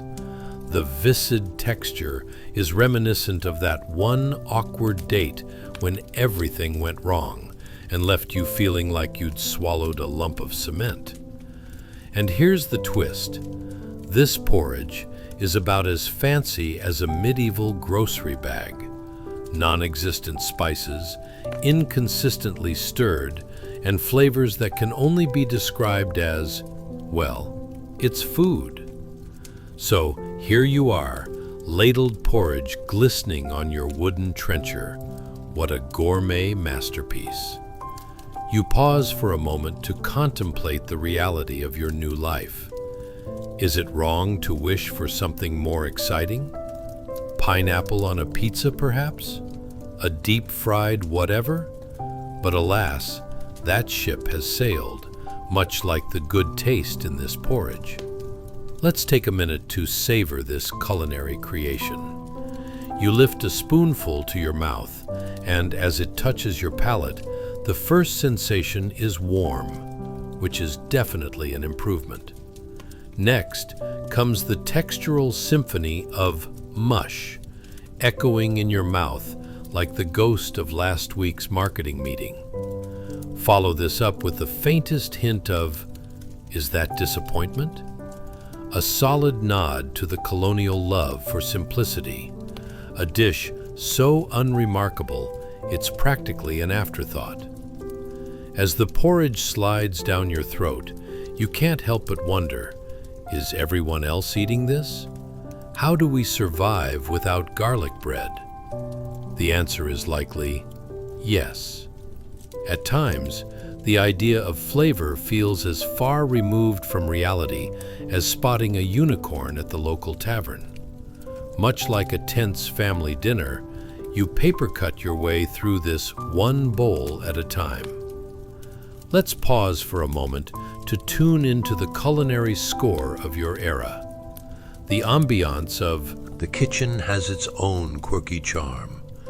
Every scrape of porridge against wood resonates like an off-key ukulele in a backyard barbecue. The smoke curling from the fire dances with a flair only the most disorganized of chefs could appreciate. Grandeur meets chaos with a fascinating undercurrent of burnt wood and corn. Visualize characters in this kitchen. There's your neighbor, Elizabeth, who bursts in just as you're trying to swallow the last mouthful of this creamy delight. Not the best moment, true. She's cheerful, bearing a loaf of bread that looks suspiciously like it's survived the last 3 months under a rock. She holds it out to you with the enthusiasm of someone who's just discovered they can fit their entire foot inside a boot. Want some? She chirps, and you can't help but wonder if she's trying to be kind or just make you feel worse about your fine cornmeal porridge. Ah, Elizabeth, you croak, attempting to be polite while sidestepping a mouthful of disappointed textures. Your generosity is as fragrant as this porridge. At that, you choke down abstract thoughts about chatting her up at the next market while already loving her bread, which is giving off vibes that deeply oscillate between potential sustenance and crunchy pebble, a calculated risk if ever there was one. In this moment of culinary improvisation, you start appreciating a troubling truth. The great irony of colonial life lies in its reluctance to proceed straight to your kitchen. Cooking, especially porridge, is quite literally an exercise in adequacy. Is this not compared to squeezing into your favorite jeans after eating a dozen donuts? As the day unfolds, you sidle over to the hearth, your porridge-filled trenchers in hand, feeling quite heroic, even if the culinary creation seems much more, "it will hold my body together," than, "I'll only eat fruits and vegetables for breakfast." And so, you find yourself far from a 5-star restaurant, while gracefully learning to find humor in this spoonful of history. The world outside must be thrilling, you ponder aloud, a slow realization dawning upon you. Surviving another day in colonial America is an intricate tapestry woven from curiosity, a hunt for tantalizing morsels, and of course, the endless struggle against porridge that could put a grown bear to sleep. With a final spoonful blessed by the very winds of fate, you settle into this unremarkable routine, enveloped in laughter and absurdities, an oddly comforting port in the storm of daily life, where every porridge-filled moment is just one more chapter in this grand, chaotic adventure. Chapter 13. Trencher Trouble. So here you are, clutching a simple, rough wooden bowl trencher, not because you're auditioning for a culinary revolution, but because metal forks are about as rare as a unicorn sighting in these colonial parts. In fact, you might even say the only thing more elusive is the last opportunity to have a genuinely good night's sleep. But we'll get back to that later. As you survey the motley assortment of food heaped in the trencher, you can't help but admire the sheer audacity of the splatter that is, hold on to your knickers, approximately 4% edible. Yes, this is a true reflection of early 18th century colonial cuisine, where sepia-toned dreams of haute cuisine fade into reality more reminiscent of a raccoon rummaging through a half-eaten sandwich. What delights await you today? Well, after a delightful breakfast of cornmeal porridge, which still lingers in your mind like a bad sitcom joke, you've now upgraded to leftover stewed something or other. If it weren't for the strange but suspicious aroma wafting your way, you might even consider it gourmet. But let's tread lightly here. The local wildlife, if not already lurking in your kitchen, might soon be auditioning for the role of dinner companion. As you skillfully, read awkwardly, attempt to scoop up this mysterious concoction with a piece of dried bread, you can practically hear your wooden trencher laughing at you. It's a heartwarming sound, like an elderly person trying to blow into a kazoo. The bread is stale enough to potentially serve as a weapon, or at the very least, as questionable building materials. If this were a project for a home improvement show, the host would surely shake their head and say, "No thanks, let's not." Your first attempt at scooping results in more of a launch than an actual scoop. The bread flops over, sending a splash of food in directions physics had not intended. Ever witnessed a plate glass window shattering against a brick wall? Well, my friend, your kitchen dinner party is now a crime scene of sorts. With a measuring cup's worth of questionable stew swimming on the floor, you can't help but contemplate dinner etiquette.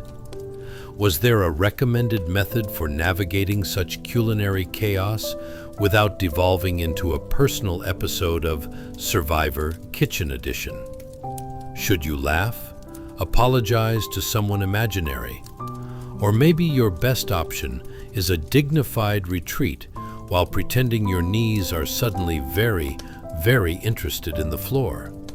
Your neighbors are cheering you on, though you can't be sure if the claps are genuine admiration or snarky ribbing.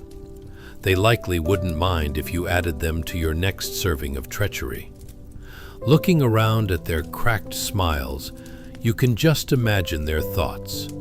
Ah, to have a wooden trencher, but can she truly scoop without calamity?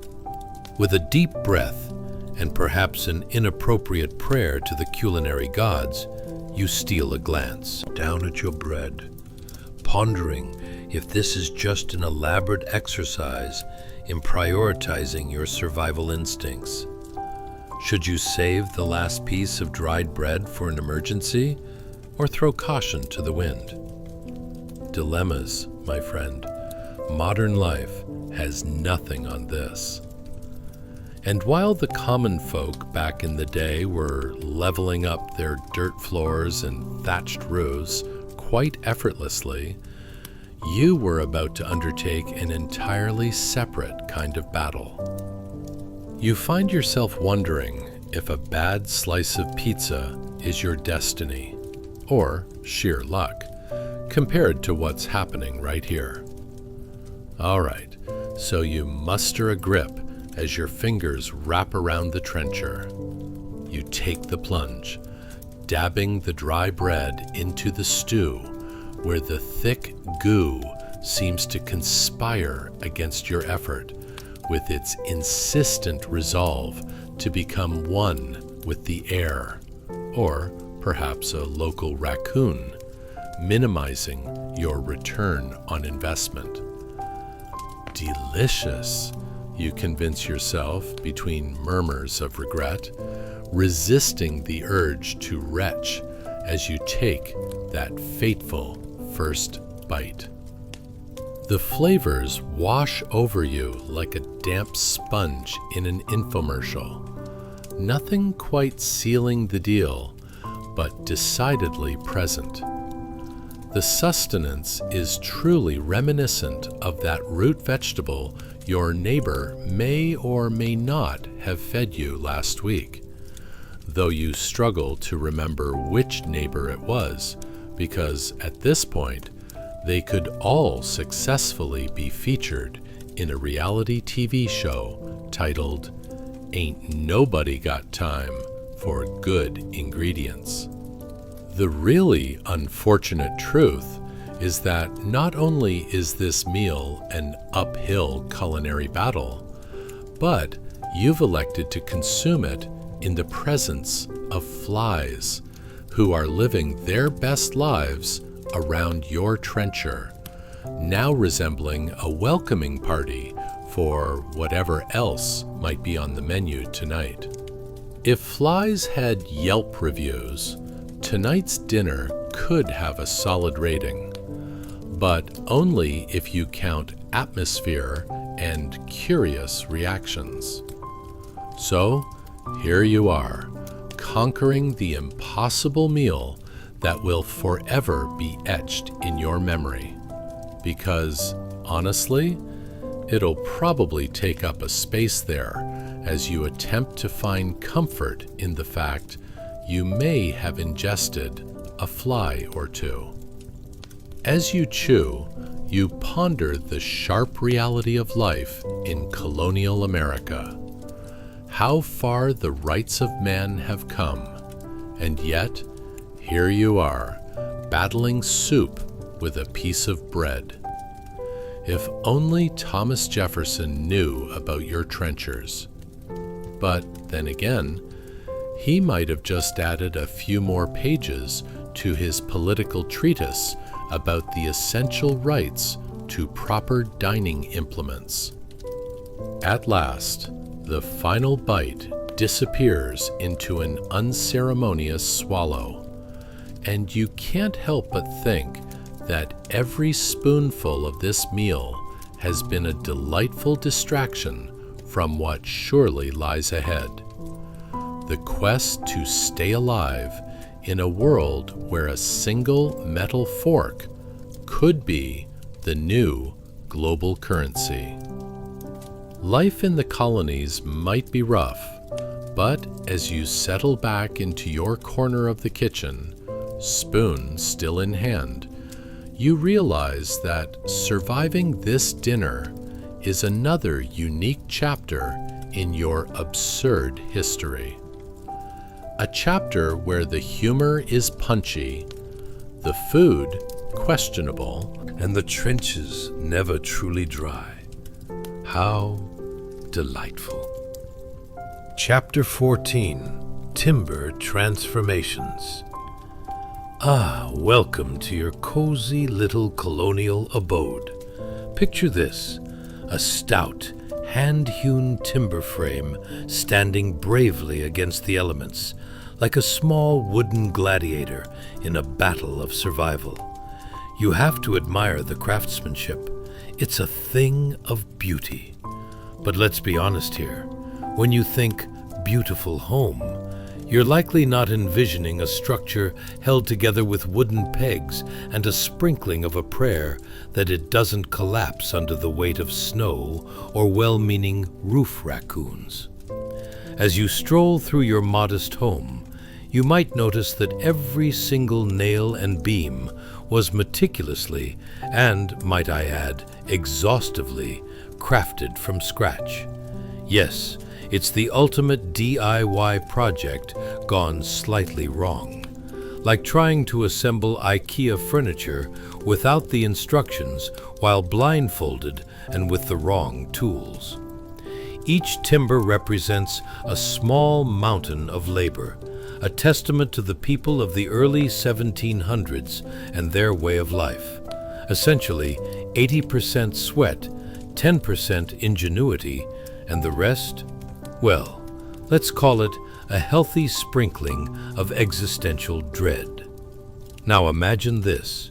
You grab hold of one of these wooden beams, not just any beam, but a solid hunk of history that would make lumberjacks weep with pride. You'd think it would be smooth and inviting, but alas, it has the texture of a porcupine's backside. The house is far from quaint. It's more of a cozy fortress, a charming confine where every creak of the floorboards can easily be mistaken for a ghost trying to communicate that you really should have invested in a better roofing system. What's that smell wafting through the cozy confines? Is it your neighbor's supper? Or perhaps an avant-garde interpretation of hog husbandry gone wrong?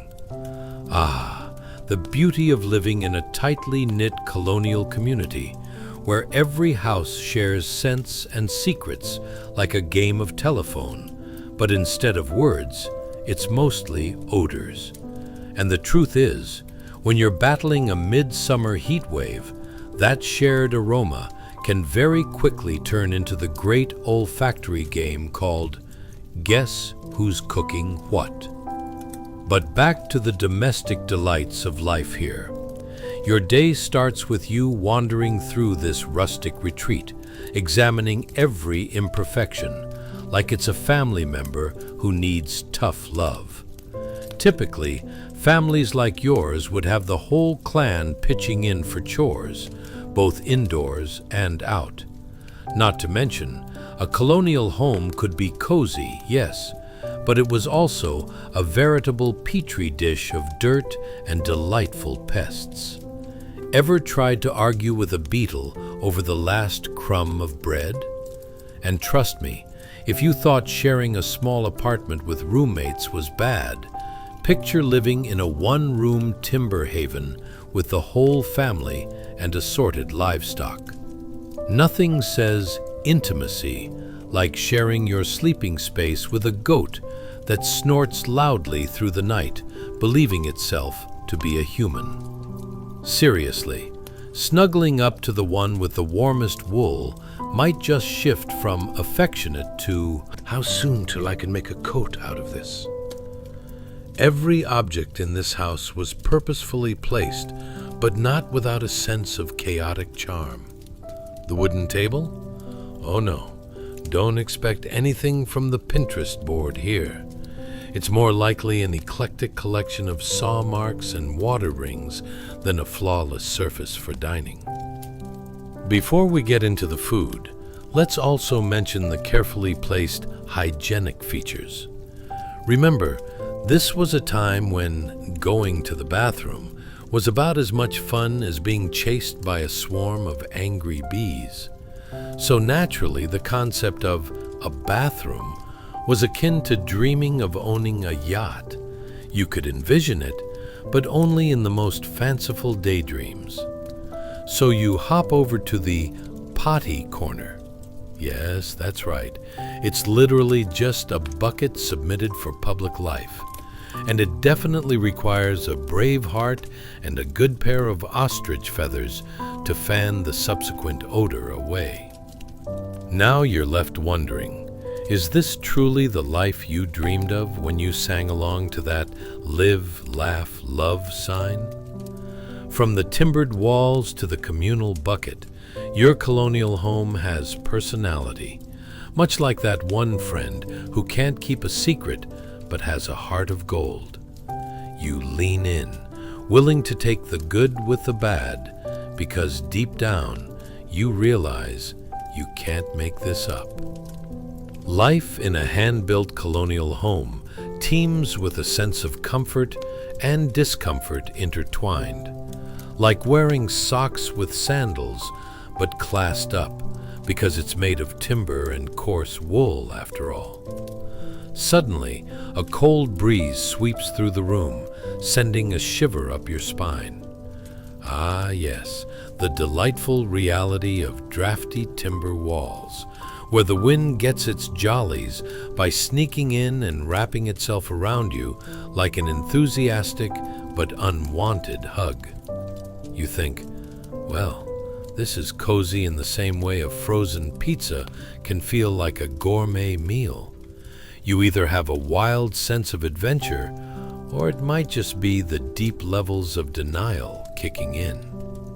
In your cozy timber-formed fortress, where reality mixes with quirky absurdity, you embrace the hilariously challenging life decisions of colonial living, like shrugging off the strangeness, or perhaps ordering a modern pizza delivery, because, let's face it, sometimes even historical charm cannot justify a suspicious-looking meal served in a wooden trencher.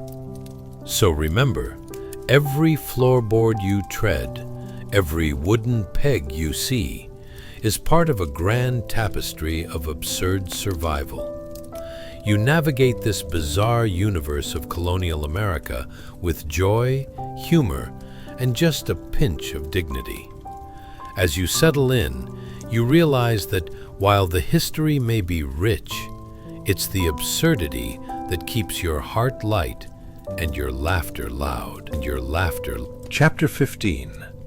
The Wall's Wacky Wonders. Let's talk about the walls of your cozy little 1700s colonial home, a marvel of construction that somehow resembles a giant, unkempt craft project gone awry. Picture a great patchwork of woven wooden sticks plastered together with a delightful concoction of mud, straw, and yes, animal dung. That's right. You're living in a home with walls that make you question both your aesthetic choices and daily life choices all at once.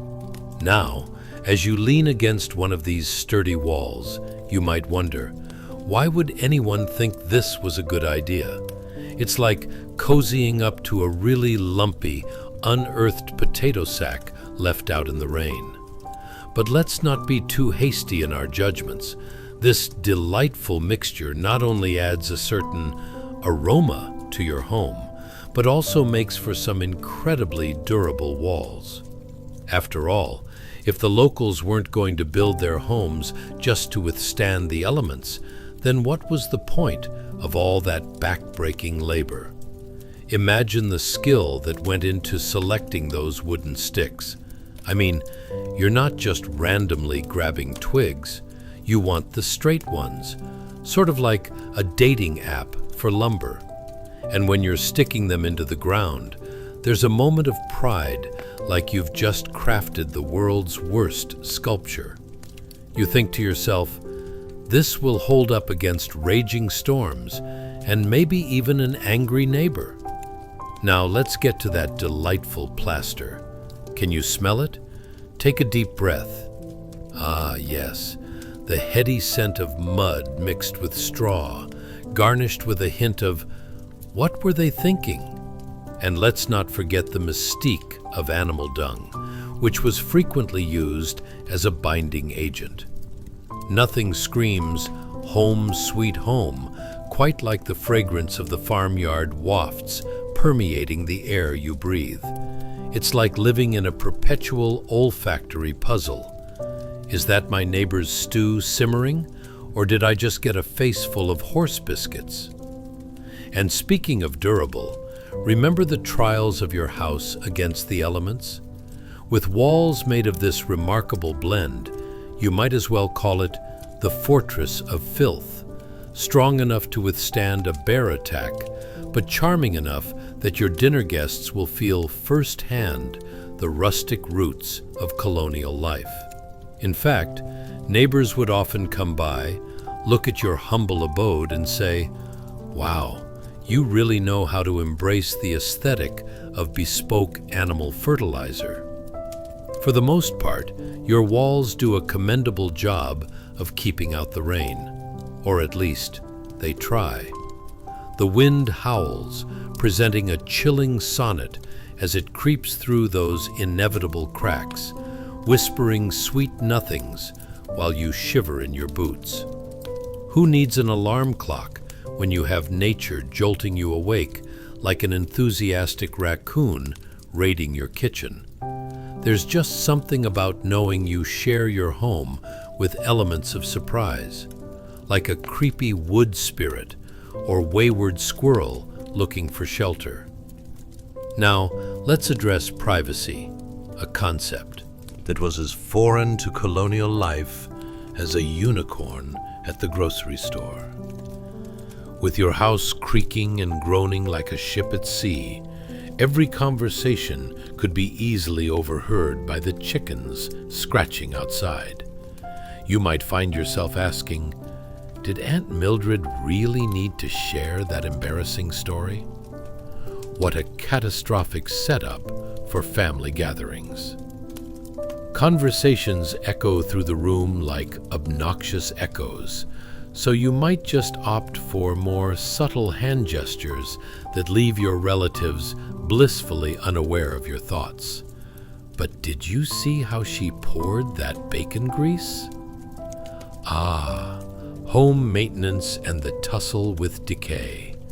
Over time, those energetic little sides of your walls, made of mud and dung, might begin to do the cha-cha.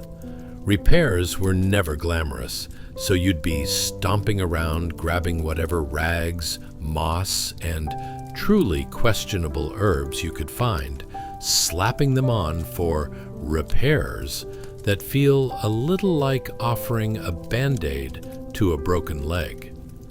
But there's that rustic charm again. It's like getting a facial made of, well, dirt. Who needs an expensive spa day when you can rub mud all over your house? And speaking of touching the walls, remember when you were told not to touch things because they're dirty?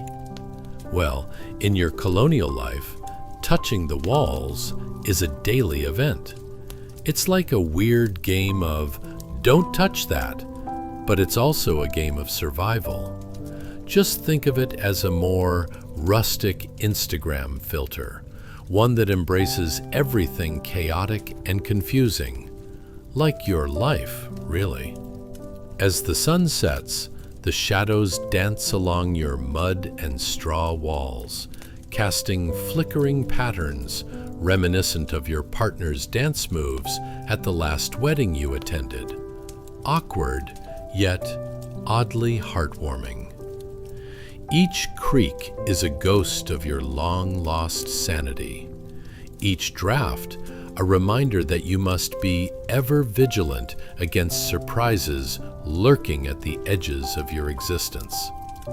In your home, every scratch, every odd scent, every wall embellishment, the good, the bad, and the truly bizarre, all remind you that this life is beautifully absurd, much like finding a rustic trend for an artisanal cafe. Within every crack in the wall is a tale, a wink of history, and a hearty laugh at what could only be described as the undeniable charm of colonial life.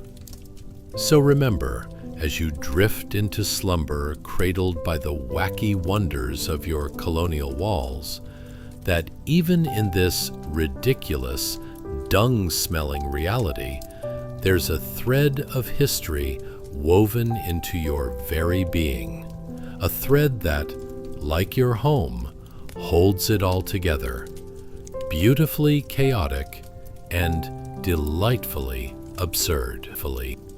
Chapter 16. The Roof Over Your Head, and the Animals Too. Ah, the ceiling above your head, both a shelter and a welcome mat for the local wildlife.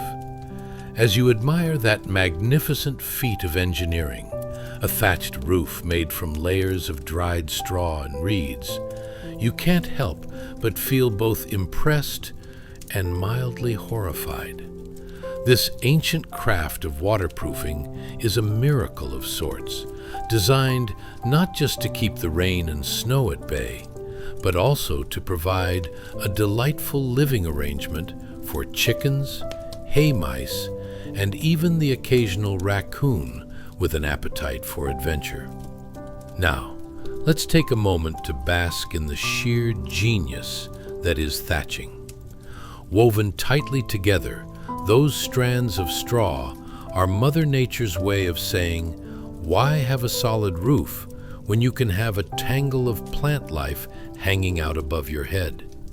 It's like decorating your home with crafty shiplap, except you have an infestation of nature that thinks your roof is a five-star hotel. Did you see what was happening there too? That adorable robin could be making a nest right above your dinner table. How charming. Just imagine the gastronomic thrill of discovering tiny bird droppings as an unexpected seasoning in your stew. Bon appetit. The beauty of thatched roofs is that they can last decades, if you don't count the leaks, sagging, and the occasional motivational speech from a squirrel as it confidently looks down on your dinner party. Picture this: the cracks along the roof, where the straw has finally given in to the exhaustion of resisting the elements, allow water to seep inside. You, my friend, are now living in what can be best described as a primitive water feature. Can you feel the delightful drip, drip, drip on your forehead during those romantic candlelit dinners? It's like being serenaded by your home, a sweet warble of, "Oops, sorry about that." But let's dig, pun intended, into the structural integrity of your colonial roof. The layers of straw, while superb at repelling water, are meticulously crafted to sway with the wind, kind of like a dance party happening right above you. Every gust from outside sends that roof into a gentle jig, while you ponder if this is the way to inspire interior decor trends beyond just wall mud and hand-carved furniture. And what about those roofs of raccoon, friends who've decided to drop by uninvited? Sure, it might seem charming to have a few extra critters in the house, but the reality is a bit more rotten. Imagine waking up to not just the sounds of nature, but the literal sounds of nature, treating your attic like it's a five-star resort. You thought the loud neighbor from across the street was bad. Try sharing space with a raccoon duo, having a midnight snack of your leftover cornmeal. Just before your thoughts spiral into a surreal hurricane of furry nightmares, let's not forget that the ideal thatched roof is both art and science. Local artisans trained rigorously in straw weaving. Techniques present themselves as the true celebrities of your colonial town. While your neighbor struggles with harvesting straw and simply owns it all, you, the savvy homeowner, are merely thankful you didn't hire anyone else to do it, because it turned out to be an elaborate money heist, leaving you with neither a roof nor livelihood. At least now you get to cement that DIY title into the history books. And let's not gloss over the delightful aroma wafting from above. Imagine the heady blend of nature that fills your nose each time the wind rustles those life-giving strands. Somewhere between fresh hay, the lingering scent of something slightly decomposing, and the occasional whiff of, "Is that last week's dinner?" It's a lovely sensory experience, perfect for sending any house guests running for the hills. Are you starting to get the sense that this roof might just be a medieval way of keeping the world at arm's length? or perhaps a method of confusing visitors into thinking they've wandered into the great outdoors. Now, if you were to speak to one of those brilliant craftsmen who've conquered the art of thatching, you'd understand their loyalty to straw and reeds is like a lifeline, or, more accurately, the life preserver amidst a sea of mildew that threatens to claim all your damp dreams. Can you replicate this roof without a raccoon roommate? You'd ask. They'd chuckle and respond, only if you can juggle 7 live chickens while standing on one leg and reciting the history of hay. The truth is, your thatched abode is not only a roof over your head, but also a microcosm of existence, a drama unfolding in colors and textures you never knew existed. As you lay beneath it, rustling and creaking, you almost become part of its story, swaying gently to the rhythms of nature. Each droplet of rain that announces itself like an uninvited guest echoes through your thoughts. Is that a leaky roof or a chorus of unpaid performers? So, as you explore the elegant absurdity of daily life in your colonial world, take comfort in knowing that while the roof may be less than glamorous, it certainly has its own brand of charm, one drop at a time. Now, as you nestle in for the evening, just remember that those layers of straw above are doing their best, and they might just be putting on a hot show of human resilience mixed with a little animal flair. Chapter 17. The Cramped Symphony of Family Life in a One-Room Home.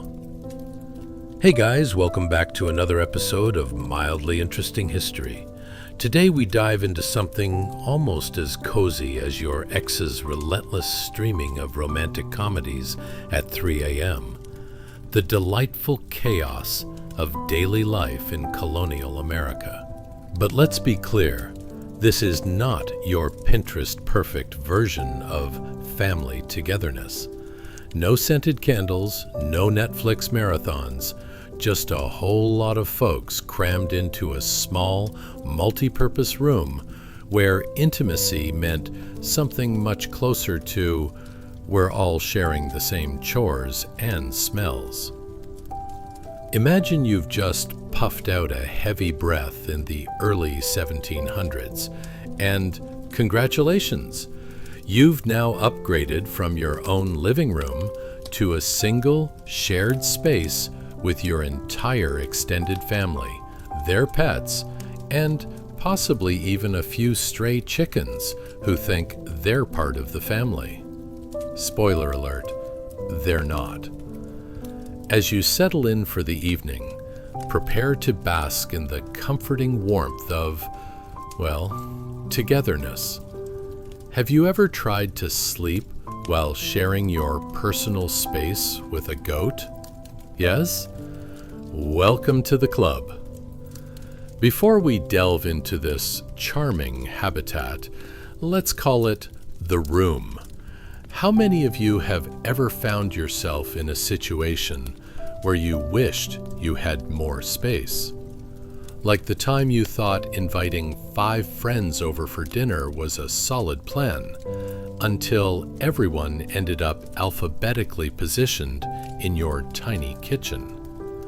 Imagine that multiplied by a dozen for an entire family, a plethora of food smells you didn't know existed, and spontaneous debates over who gets to sleep on the less scratchy straw tonight. And did I mention everyone also shares the same air? Did anyone remember to air it out after the day of work and, well, everything else? Let's take a moment to grasp the dazzling array of activities happening within the room. First, the soothing ambiance of children's laughter mingles with the somewhat fragrant aroma of last night's stew simmering for breakfast. Call it a poorly executed leftover wellness plan wrapped in a nice colonial touch of, "At least we're all still here." Ah, the bubbling pot that's now both a nutritional wonder and a sneaky breeding ground for a few local, albeit small, pest families. And speaking of scents, oh, the aromatic harmony. It's like living inside a fine wine cask, but not the refined sort. You've got lingering fish odors from last week's family catch, freshly baked bread, which is actually just baking bread while the other half is trying to avoid becoming bread scraps, and, of course, the unvarnished scent of your family's own personal hygiene situation, which, let's say, could use some work. Ever tried to sprinkle perfume on a goat? If you think an air freshener would solve this problem, dream on. You're playing hide and seek with the local farm animals while praying for ventilation as the dining room, kitchen, and bedroom are all the same. One room. The family dynamics are a spectacle in themselves. As you flick your gaze around the cramped space, there's Aunt Bessie trying to knead dough while keeping your cousin Timothy from drowning the pot by practicing his best impression of a fish, splashing water everywhere. With the requisite amount of emotional dexterity, you might find yourself simultaneously mediating negotiations over the best straw for sleeping that night. And by negotiations, I mean it's a knockdown, drag-out fight being held in hushed tones because Grandma's trying to catch a quick nap in the corner. How charming it is to have your disagreement while balancing a bucket of laundry that's perched perilously upon the only available chair. Now, what about meals? Brace yourself. Gathering for breakfast isn't quite like the wholesome family rituals depicted on TV. Nope. You all sit down, or rather huddle close together, to enjoy your well-rounded breakfast of porridge thick enough to stand a spoon up in, sometimes dubbed a hearty surprise. Feel free to chew. But let's be honest. Did the cow put a deposit down for the whole family? Or do we just casually pretend we don't notice where half the milk decided to end up? The joy of sharing space is heaped with generous helpings of each other's breakfast choices, including an array of local bugs that have mistakenly joined the feast. As you gather around the family table, crafted from the thickest tree you could find within a 3-mile radius, everyone flocks together for the day's agenda. Will you be tackling chores, or is it simply your turn to watch the goats while debating the merits of bathing versus enduring the stench of survival? The latter, as discussed, quickly wins. Bathing involves hauling water from the nearest well, which, as you realize, involves ritualistic feats of strength that can only inspire awe in future generations. For now, the rustic charm of daily inequality mingles with the gentle chaos of shared human experiences. In moments of reflection, the stress of cramped spaces fades as laughter emerges from the chaos and conversations wind in unexpected directions. These shared struggles create bonds, fragile yet resilient as a string of twine. After all, it's anyone's guess how many times Uncle Dave has tried to sneak peas into desserts, or whether Cousin Jenny has finally figured out how to avoid the goat's affection during evening storytelling. So, when you finally nestle down at night into that bed, which also doubles as a dining table, because, let's face it, even the furniture is in on the cheerless fun, take comfort in knowing that even amidst all the multi-purpose mayhem, you are, in essence, woven into the very fabric of existence. As crackling embers fade into sleep and the hodgepodge of mattress stuffing beneath you squeaks with each movement, remember, at least you're not sharing the same straw as a raccoon tonight. It's smooth chaos that makes one wonder how future generations will fill their homes. But for now, it's just you, your family, and a wonderland of shared yesterdays.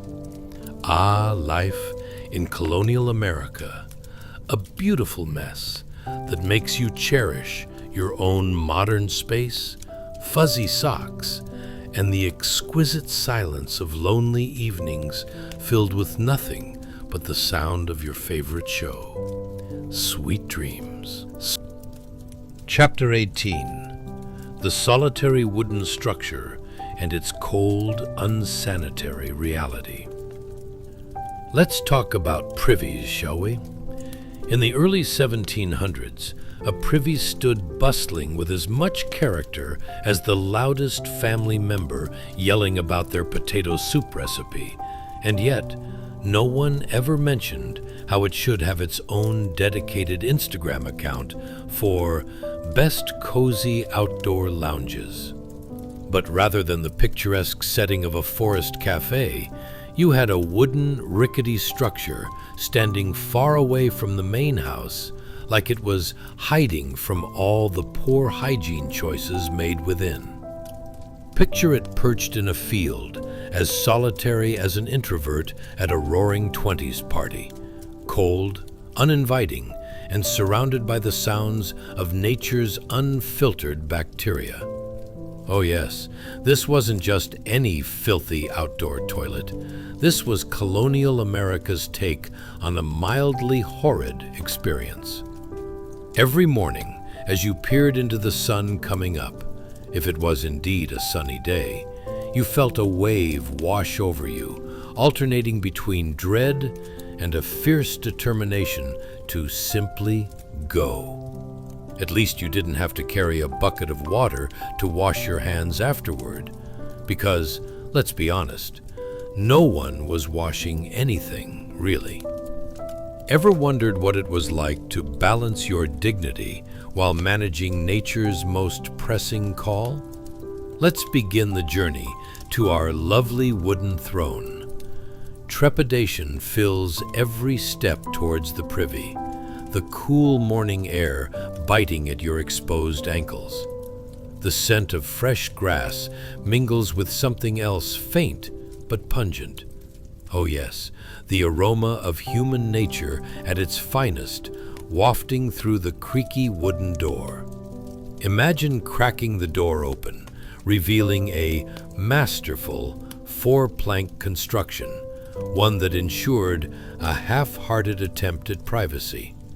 This delightfully cramped little sanctuary wouldn't inspire even the hardiest of poet laureates.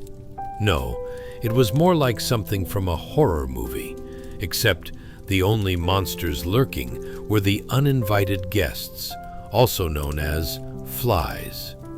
They buzzing around like they owned the place, while you awkwardly maneuvered for proper positioning that would be entirely too complicated to explain over Sunday dinner.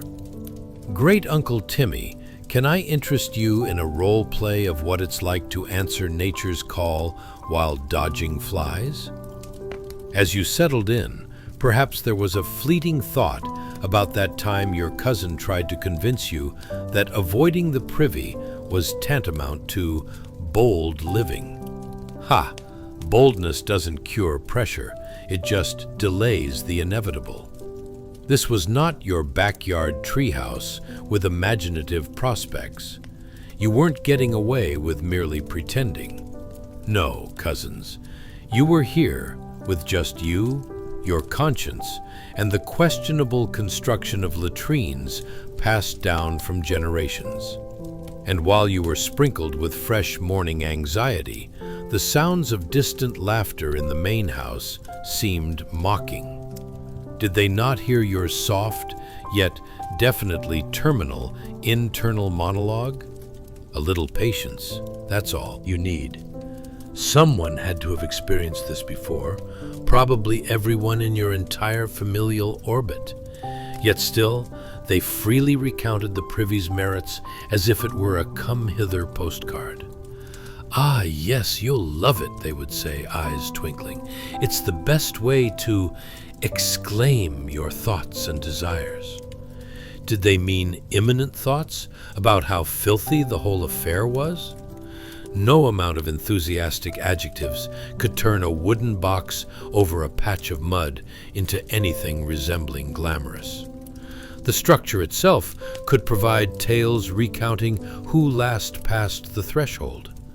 Tune in to the epic saga of Cousin Betty, who perhaps, after an unfortunate encounter, ended up lobbying outside the door, teetering towards a completely different set of bushes.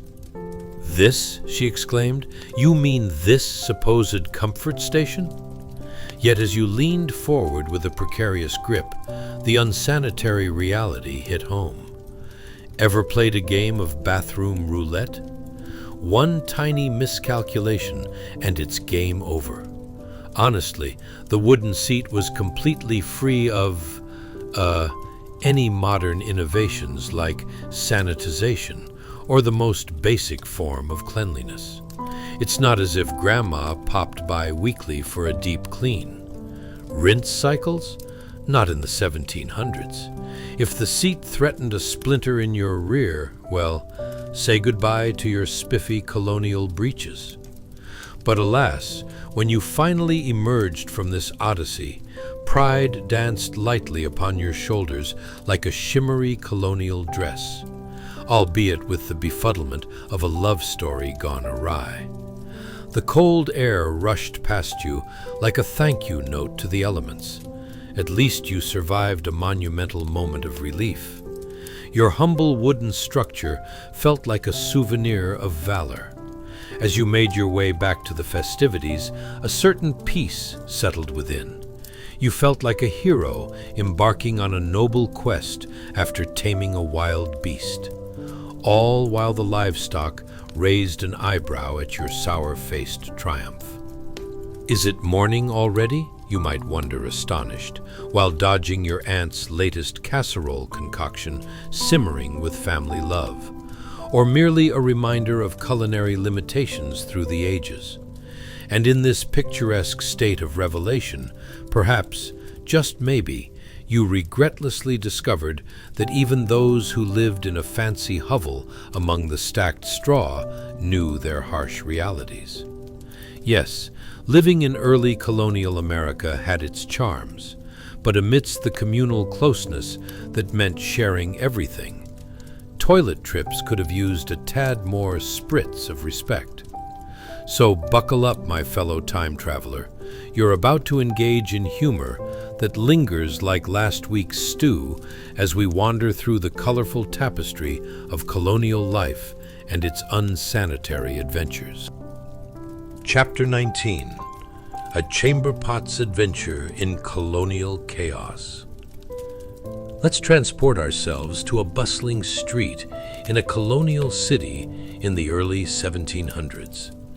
The sun hangs lazily above as traders hawk their wares with the energy of caffeine-fueled squirrels.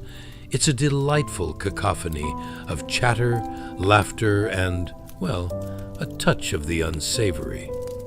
Imagine, if you will, the air thick with the mingling scents of freshly baked bread, thrown in livestock scents, and the faint yet unmistakable odor of something far more alarming drifting casually through the streets. As you stroll along, feeling mildly optimistic that today won't involve too many unspeakable incidents, you witness an absolute spectacle unfolding before your very eyes.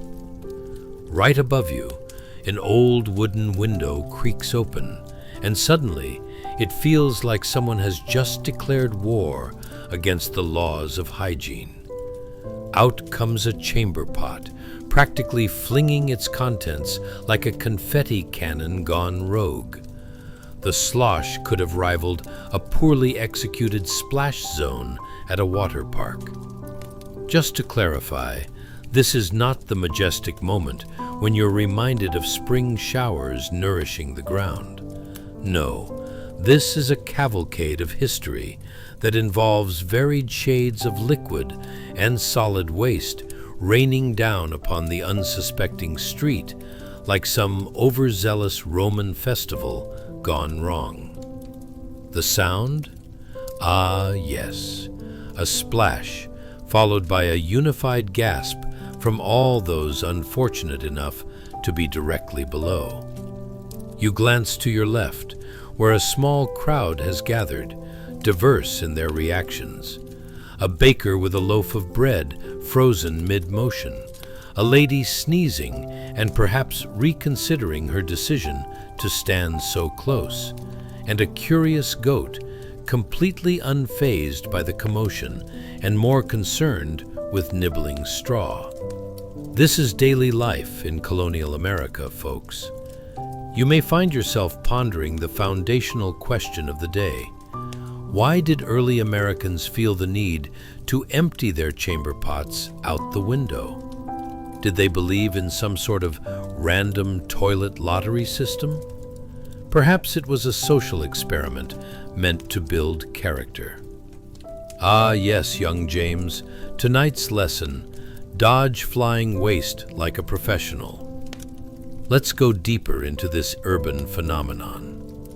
As you stroll closer, you can observe the brave souls wandering through the delightful, odorous chaos, forever dodging chamber pot missiles with the grace of someone who spent a little too much time on the tavern dance floor. It's a cocktail of creativity and community, where the townspeople have basically figured out that life in colonial America means navigating a perpetual game of leapfrog over urine and excrement. Who needs modern parks and recreational areas when the streets serve as your very own obstacle course? Close your eyes for a moment, but, don't actually close them too long, or you might miss the spectacle. Can you hear the faint crinkle of old newspapers used for commerce, sparking an unexpected bout of humor? Penny for your thoughts, or perhaps a penny for your dodging practice. You feel a slight shiver as the aroma wafts toward you, landing somewhere between an unpleasant reminder of last night's feast and a curious invitation to join whatever is going on. Now imagine the local gossip taking flight. Did you see Mary, blessed with the agility of a cat? How did she dodge 3 chamber pots before breakfast? In a community where hygiene and decorum hinge precariously on the edge of what can be deemed socially acceptable, humor becomes survival. You'd need a sharp wit and a solid pair of boots. Sticky soles keep the spirit grounded, or at least stuck firmly to the cobblestones. And of course, you can't overlook the chamber pots themselves. These delightful contraptions are often constructed of clay, ceramic, or even fine china, depending on one's standing in society. That's right, fancier the pot, more directly related to waste you get. So much for keeping up with the Joneses. When was the last time your heirloom china took a hit from the second floor? Talk about a family heirloom now completed with an interesting splash. But let's not be too harsh on our chamber pot-wielding neighbors. In a time when personal hygiene barely managed a sitcom level of laughs, community spirit flourished through camaraderie. The old adage might have been, "What goes around comes around," but in colonial times, more realistically, it was, "What comes out could get you a chuckle, or perhaps something worse." Now, picture an artisan at work, deftly wielding their craft tools while simultaneously keeping one eye on the chamber pots, flinging themselves about like wayward children on a sugar high. Why, yes, I'll get to carving that beautiful wooden duck soon enough, right after avoiding a hazardous project on human dynamics in the waste world. In this chilly block of colonial life, neighbors unite under the shared experience of dodging personal refuse unleashed by their own kin, perhaps bonding over the day's potpourri of surprises. Therefore, sure, you may wake up tomorrow hoping for a new adventure, but instead, it could just be another day spent bearing witness to the beautiful, unvarnished mess that makes life so spectacularly absurd.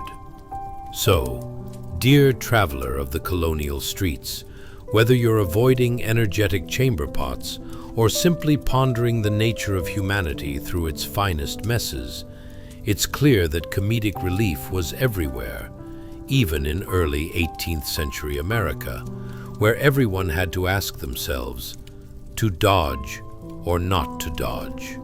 And in the grand tapestry of life, where unsanitary moments meet uncanny humor, each segment of our life should remind you that sometimes the most interesting adventures arise from the most unexpected places. And who knows, maybe tomorrow that chamber pot just might give you a standing ovation. Chapter 20. The dreaded basin of colonial hygiene. Let's talk about bathing, or rather, the lack thereof. In the early 1700s, when the air was filled with the scent of chamber pot calamities and far too many livestock, personal hygiene was less about cleanliness and more about avoiding outright public condemnation. So you wake up in your wooden shack, which has presumably been inherited from the time when the earth was still cooling, and guess what? It's time for some good old-fashioned washing. Well, sort of. As you reach for your damp cloth, let's call it your regrettable face-washing companion, you can't help but notice how its texture resembles that of a well-used dish rag gone rogue. Yes, in colonial America, a clean face was optional, but the damp, sticky-smelling rag? That was a daily essential, probably more from sheer necessity than actual sanitation protocols.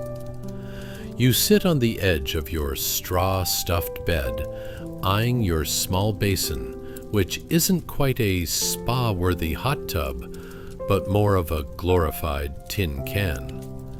Filled with cold, often dubious water that's been sitting there since who knows when, or possibly collected from the last rainfall that also washed away your neighbor's dowry, you muster the courage to get started.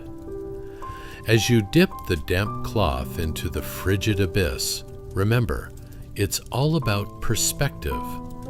You could be washing your face in a cow trough, while at least you've upgraded to a ba and rather than a bucket. Small victories, folks. With the cloth in hand, you take a deep breath. Soothing scents?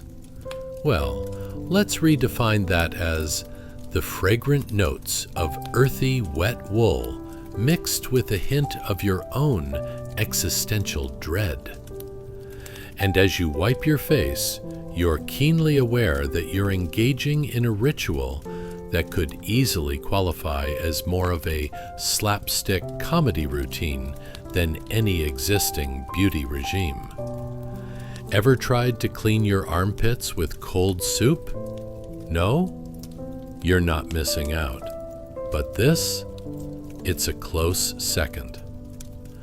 As you furrow your brow while scrubbing, just like the fashion-forward folks of this era did, you realize something horrifying.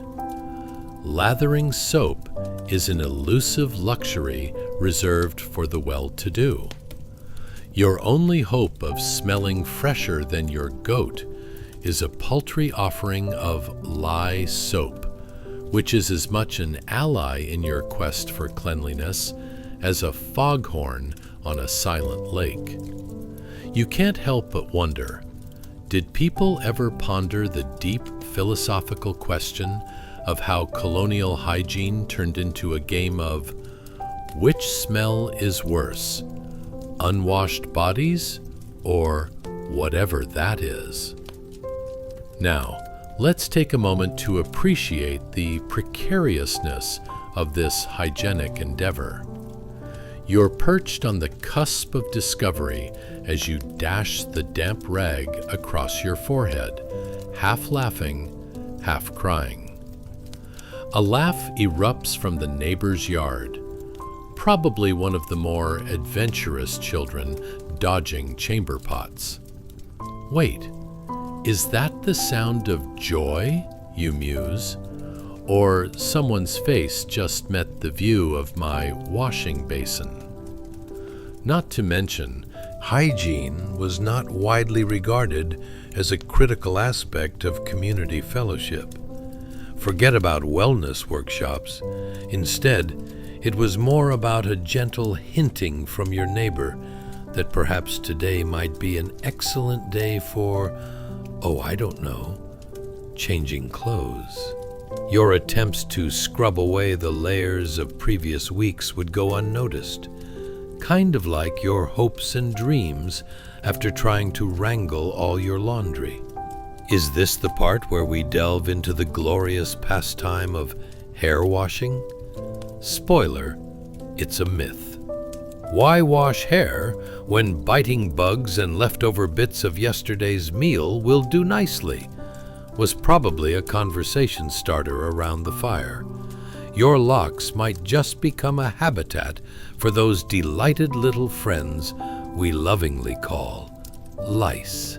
Ah yes, where else would you find nature's gifts preserved with a hint of healthy skepticism toward personal grooming? You pause. What kind of shampoo do they have, you might ponder? Oh no, wait. Shampoo is a fever dream for the elite. They likely used whatever leaves fell from the neighbor's tree or cursed the weather for the entire process. In short, hair care was essentially free-spirited chaos encapsulated in a bad dream mingling with agricultural refuse. So, you feel quite accomplished with your quick wash, knowing that you have navigated your way through this essential aspect of colonial living. Not only are you slightly fresher, but now you're also ready to tackle the next layer of daily life in a world that defines personal cleanliness as take a quick sweep with a damp rag and pray for the best. Next, you could even consider brushing your teeth. Although, let's not get ahead of ourselves. There are lines even you might not be willing to cross. And as you finally finish this unparalleled hybrid of a face wash, you glance into your tin basin. The water has now taken on colors that could only be defined by your adventurous dining habits over the last week. So this is personal hygiene in colonial America, a strange mix of hope, hesitation, and the acceptance that sometimes less is more, especially on those cleaning days that defy rational expectations. But don't worry. To put it gently, There's always tomorrow to reconsider your strategy, though it likely won't involve luxury, soap, or smelling like anything outside of goats and lye. Such was the communal face-off of life's unvarnished reality, the kind that forces one to embrace humor, a fair share of germs, and a mindset that laughter truly is the best medicine. Chapter 21. A Day at the Forge, where sweat meets mirth. Let's talk about blacksmithing. Picture this. You step outside your modest abode, still steeped in the warmth of your questionable face-washing experience, and are greeted by a heat that could make a summer in the Sahara feel like Antarctica. Welcome to the lively chaos of a blacksmith's forge in the early 1700s, where the air is thick with the smell of burning coal and the sweet, sweet sounds of metal clanging.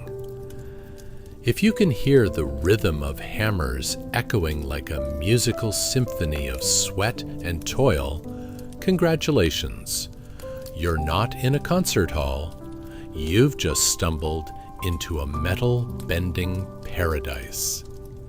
Now, take a moment to tilt your head and squint at the fiery spectacle. A muscular blacksmith stands before you, wielding a hammer with a gleam in his eye and muscles that seem to have been sculpted for this very task. It's like watching a slightly less graceful ballet dancer perform his greatest hits, but instead of pirouettes, he's whipping heavy pieces of iron into submission. The glow of molten metal seems like it could create a disco ball effect if you squint just right. Who needs lights in a colonial tavern when you have the blacksmith's forge, a natural disco, just with more soot? As you ponder the thought of a soot-dusted dance party, your attention is pulled back to the forge. The clang of iron against iron rings like a loud alarm clock, reminding you that being a blacksmith isn't all fun and games. No, sir. It involves fierce heat that could turn your eyebrows into bacon and an arms workout that would leave Olympic weights jealous. But all that muscle has its purpose. What exactly is this burly artisan crafting, you wonder? The answer might surprise you. Tools, horseshoes, and a rather unsettling number of weaponry for the local militia. Yes, even a few extra pointy things for that neighbor with a penchant for arguments over fence lines. You gaze in awe as he raises a fiery rod of iron that looks more like an angry snake than a piece of metal. The air is saturated with the tantalizing aroma of burning coal, mixed with a hint of something deeply unsettling. Probably your neighbor's livestock, who may or may not be trying to form a protest outside your home for their late feed. In this bustling realm of hammers and glowing coals, every object has a story, even if it's painfully dull and mostly involves, "I hammered it a lot until it became this." Ever thought about how blacksmiths are effectively the medieval version of modern-day personal trainers? You muse. Except their clients are horses and misbehaving plows. You can't help but chuckle at the absurdity of it all. Sure, blacksmiths didn't need Instagram accounts to showcase their before and after transformations.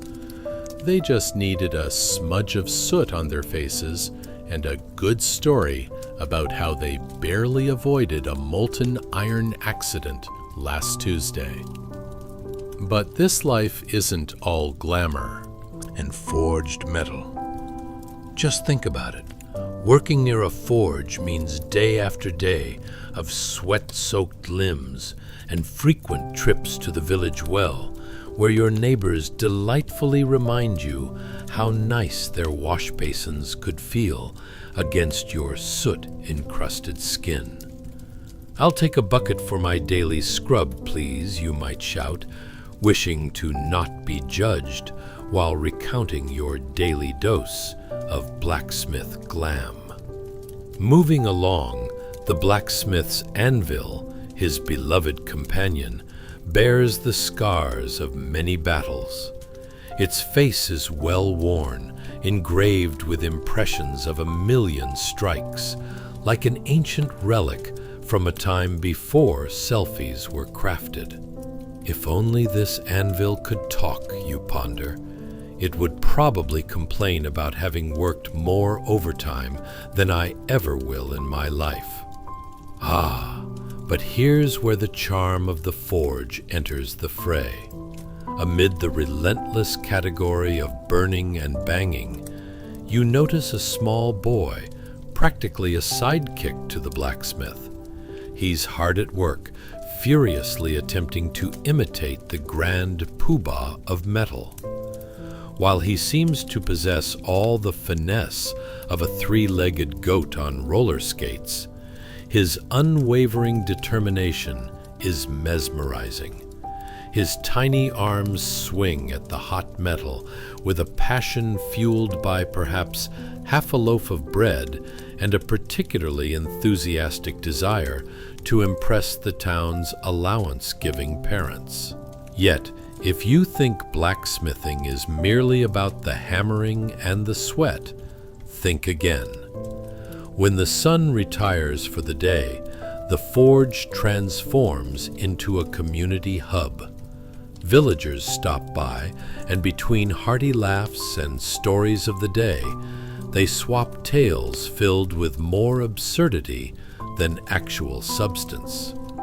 "Oh, did you hear about Bedivere's cow? It got stuck in a fence and now thinks it owns the pasture." Laughter echoes through the air, warming you more than the forge ever could. A sweet, obligatory reminder that laughter is often the best balm for any sore muscles after a long day of blacksmithing. So, as the fiery glow dims and the sun starts to hibernate behind the horizon, you realize that despite the oppressive heat, the clang of metal, and the persistent smells, the forge embodies the spirit of the community. It's where metal meets mirth, and every twist of the iron tells stories of resilience, camaraderie, and a smidge of human folly, which, let's face it, is just another day in colonial America. As the day comes to a close, you take one last look at this life, this spectacle of sweat and fire. Instead of worry about your own chaotic laundry situation back at home, you embrace the absurdity of it all, and perhaps find solace in the firelight. After all, in a world where hygiene is considered an optional hobby, you've just been reminded that laughter, just like a well-forged horseshoe, can carry a heavy load. Chapter 22. Moving the Milk. The Art of Colonial Cow Taming. Let's talk about milking. Picture this, a quiet morning in early 1700s colonial America, the sun stretching its arms through the trees like a sleepy toddler reluctantly waking up for preschool. You're nestled in a small wooden abode that has been expertly crafted with all the finesse of a drunk raccoon. That's right, it's rustic charm, folks. And as you step outside, you're instantly greeted by the delightful aroma of cow. Yes, that distinct scent that ensures your nostrils are never truly free of odor. But behold, you are not alone. Right there, nestled under a dauntingly large oak tree, sits a woman on a sturdy, low wooden stool, her feet firmly planted on the straw-strewn ground, with the confidence of someone who accurately predicted the weather for the next 3 weeks. She's milking a smaller, temperamental cow, affectionately dubbed Bessie by the locals. This cow possesses a spirit that can only be described as part diva, part stampede. Think of a slightly snobbish, marshmallow-flavored bull with an attitude problem. As you observe from your vantage point, it's clear. This woman's arms work in a rhythm that would put a clock's gears to shame. Squeeze, pull, repeat. A mantra of sorts, tailored for the demanding art of milk extraction. The wooden bucket beneath her slowly fills with the precious liquid, a veritable gold mine in a world where fresh dairy is as rare as a modern-day plumber in the 1700s. Ever thought about milking cows while wearing a dress that has more layers than a wedding cake? You muse, as she deftly maneuvers around Bessie's occasional kicks, which could only be intercepted by the reflexes of a highly trained ninja. I can nearly hear you wondering if you'd prefer a day of sitting on a damp stool trying to coax milk from a cantankerous beast, or tackling the challenges of a modern-day office job. Spoiler: both leave you questioning your life choices. The serene morning is often disrupted by Bessie's melodramatic moos, which, quite frankly, sound more like a cow auditioning for a Broadway show. Bessie, we all know you're the star of the show. The woman might chuckle. Not that Bessie could care less about the praise. In her eyes, she's just a victim of circumstance. An absolute injustice, you inform yourself, while cringing at the thought of having to deal with a bovine diva on a daily basis. And what's that? The unique amalgamation of fresh hay, a hint of mud, and a sprinkle of what could best be described as the light essence of farm life swirls around you. It's not exactly the aromatherapy they sell in fancy spas, but you could argue it effectively grounds you in the vibrancy of the rural world. Who needs lavender when you have the heady perfume of livestock? Meanwhile, as you immerse yourself in the scene, you can't help but wonder how this woman manages to keep her composure while juggling farm life and the highest form of bovine diplomacy. Ever tried negotiating with a cow that clearly believes it should be paid in more treats for its labor? The thought paints a vivid picture. Cow cookies being exchanged like rare commodities, while the rest of the farm watches in rapt attention. Bessie might just be the largest diva in the animal kingdom, mastering the fine art of, "Look at me, I deserve a raise." When the milking is finally done, cue the triumphant fanfare from an imaginary orchestra.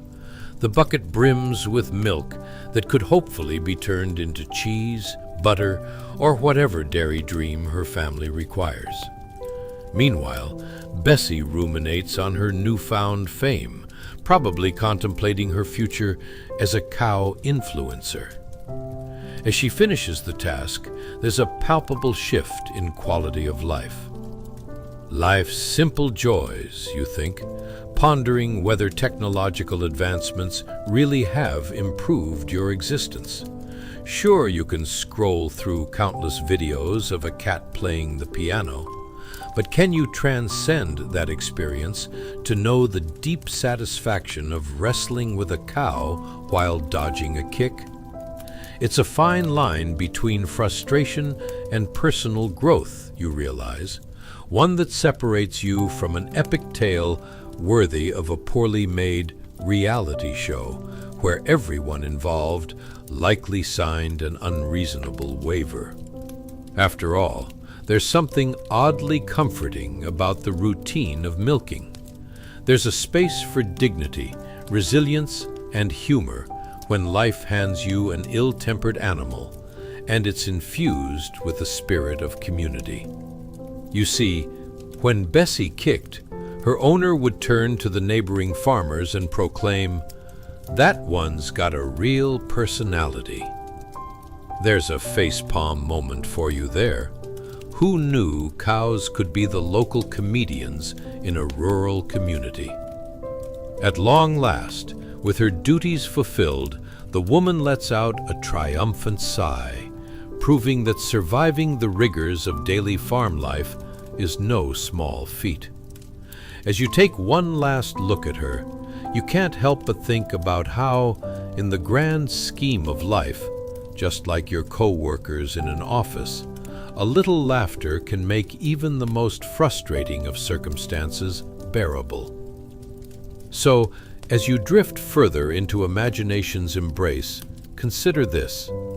If you think your morning commute is mundane, spare a thought for the woman on that stool, grappling with a cow's questionable temperament while narrowly escaping a strategically aimed kick.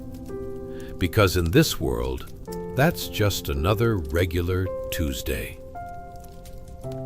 Chapter 23. Scythe-Raising Achievements. The Perils of Colonial Wheat Harvesting. Hey guys, tonight we're about to embark on an adventure that's as exciting as watching paint dry, with a hint of danger and a side of sweaty brows. Strap in, because we're diving into the grueling reality of daily life in early 1700s Colonial America. It's like if your least favorite high school gym class was turned into a historically accurate survival game.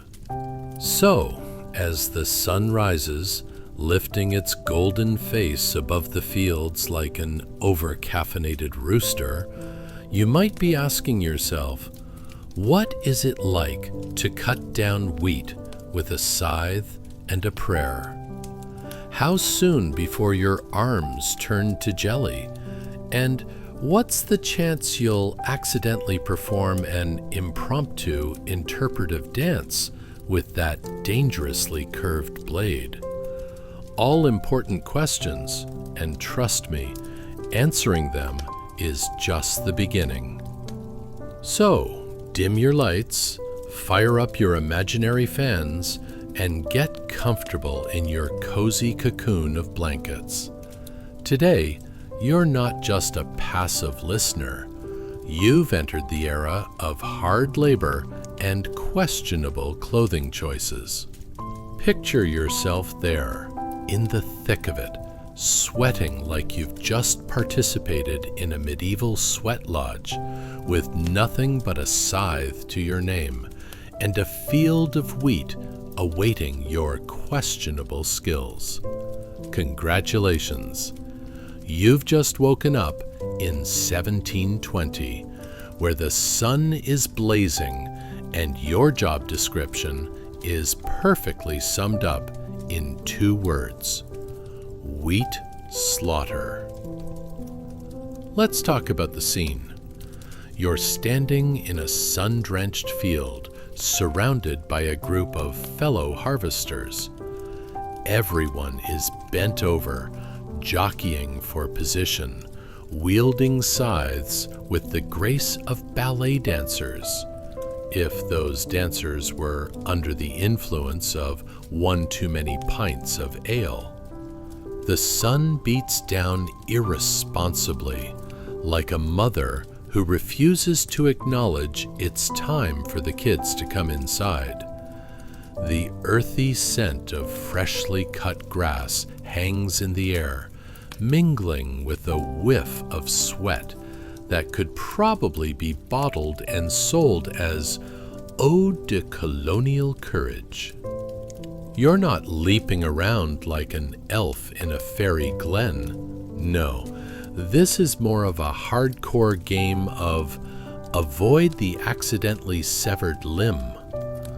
Each swing of the scythe is a calculated risk, a beautiful dance of blade and body that could either yield a pile of golden wheat or an impromptu trip to the next world.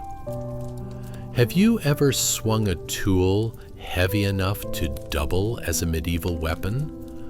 If you thought putting IKEA furniture together was challenging, just wait until you try to cut down a field of wheat while bending over like an old man with a bad back. Your arms will ache in ways you didn't know were possible, reminding you that those arm workout videos are a cruel joke played by your fitness instructor. Just swing harder, they'd cheer, while you contemplate a career in the fine art of doing absolutely nothing. The rhythm is surprisingly hypnotic. Swing, step, gather. Swing, step, gather. It would almost feel meditative if it weren't for the constant risk of colliding with your neighbor's scythe and initiating what I can only describe as colonial karate. Imagine two people coming face to face with sharp tools. Your mind races. Does anyone have a first aid kit? And there you are, drenched in sweat, beads rolling down your face like races of panic. And suddenly, the joke's on you. There's a loud snap. A nearby worker has somehow managed to swing his scythe into a particularly rebellious weed. The sudden sound ricochets through the field, and you can't help but raise an eyebrow. Sure, you're all here for the communal experience, but this isn't a game of lawn darts. You're here to do some serious wheat business. Now, as your arms tire, you may start to wonder, is it or isn't it? Is this laborious task better or worse than answering emails for a living? Sure, you could argue that staring at a glowing screen might feel like a 21st century punishment, yet at least the most dangerous thing you could encounter is a low battery warning. Here, the greatest peril is either a scythe mishap or perhaps an unkind comment about your straw hat, which, let's be real, isn't doing you any favors. But finally, after what feels like a lifetime of swinging and swatting at the sun, the ritual comes to a close. You might lay down your trusty scythe, glistening in wheat-covered glory, and look over your day's labor, a proud mound of wheat that could feed your entire village, or make a particularly impressive crow tribute. And yet, when the sun begins its lazy descent, you can't help but feel a touch of gratitude. You survived. So, what have we learned today? Whether it's the thrill of tying knots in a long piece of twine, the majestic grace of a scythe swing, or simply the existential dread of watching your body give up without warning, Colonial America certainly knew how to test one's endurance. As you finally step back from that field of wheat and perhaps share a chuckle with your fellow workers about that close call with a rogue swing, you realize the real serial killer here wasn't the wheat, but the adorable yet slightly terrifying colonial lifestyle. So as you close your eyes now, let the echoes of that day drift away, knowing that your loyalty to scythe swings has been duly noted and ironically celebrated right before you sail off into dreamland, hopefully with a sharp scythe in sight and no injuries in mind. Good night, dear harvesters. Chapter 24. Spin Doctors. the whirligig of colonial wool production. Hey guys, tonight we're about to dive into something more intricate than your high school crush's diary, and trust me, it's also a lot scratchier. We're stepping into the world of colonial wool production, where women operate wooden spinning wheels, turning raw fibers into practical threads, while mastering the art of making a delightful hum that could drown out an overdramatic theater performance. Get ready, because this journey might just be odder than finding a moldy piece of bread in the back of your kitchen cupboard. So, before we get tangled up in the fibers of early 1700s colonial America, don't forget to like, subscribe, and comment, but only if this tickles your historical funny bone, of course. Now, while you settle into your peaceful den or cozy nest of blankets, I bet you're wondering some critical questions. How many sheep did it take for a single woman to look like a woolly mammoth? Was the iconic spinning wheel the original home entertainment system? Or did the real drama unfold during tea breaks? And how many times did the word bobbin sound remarkably like a character in a bad romance novel? Well, congratulations.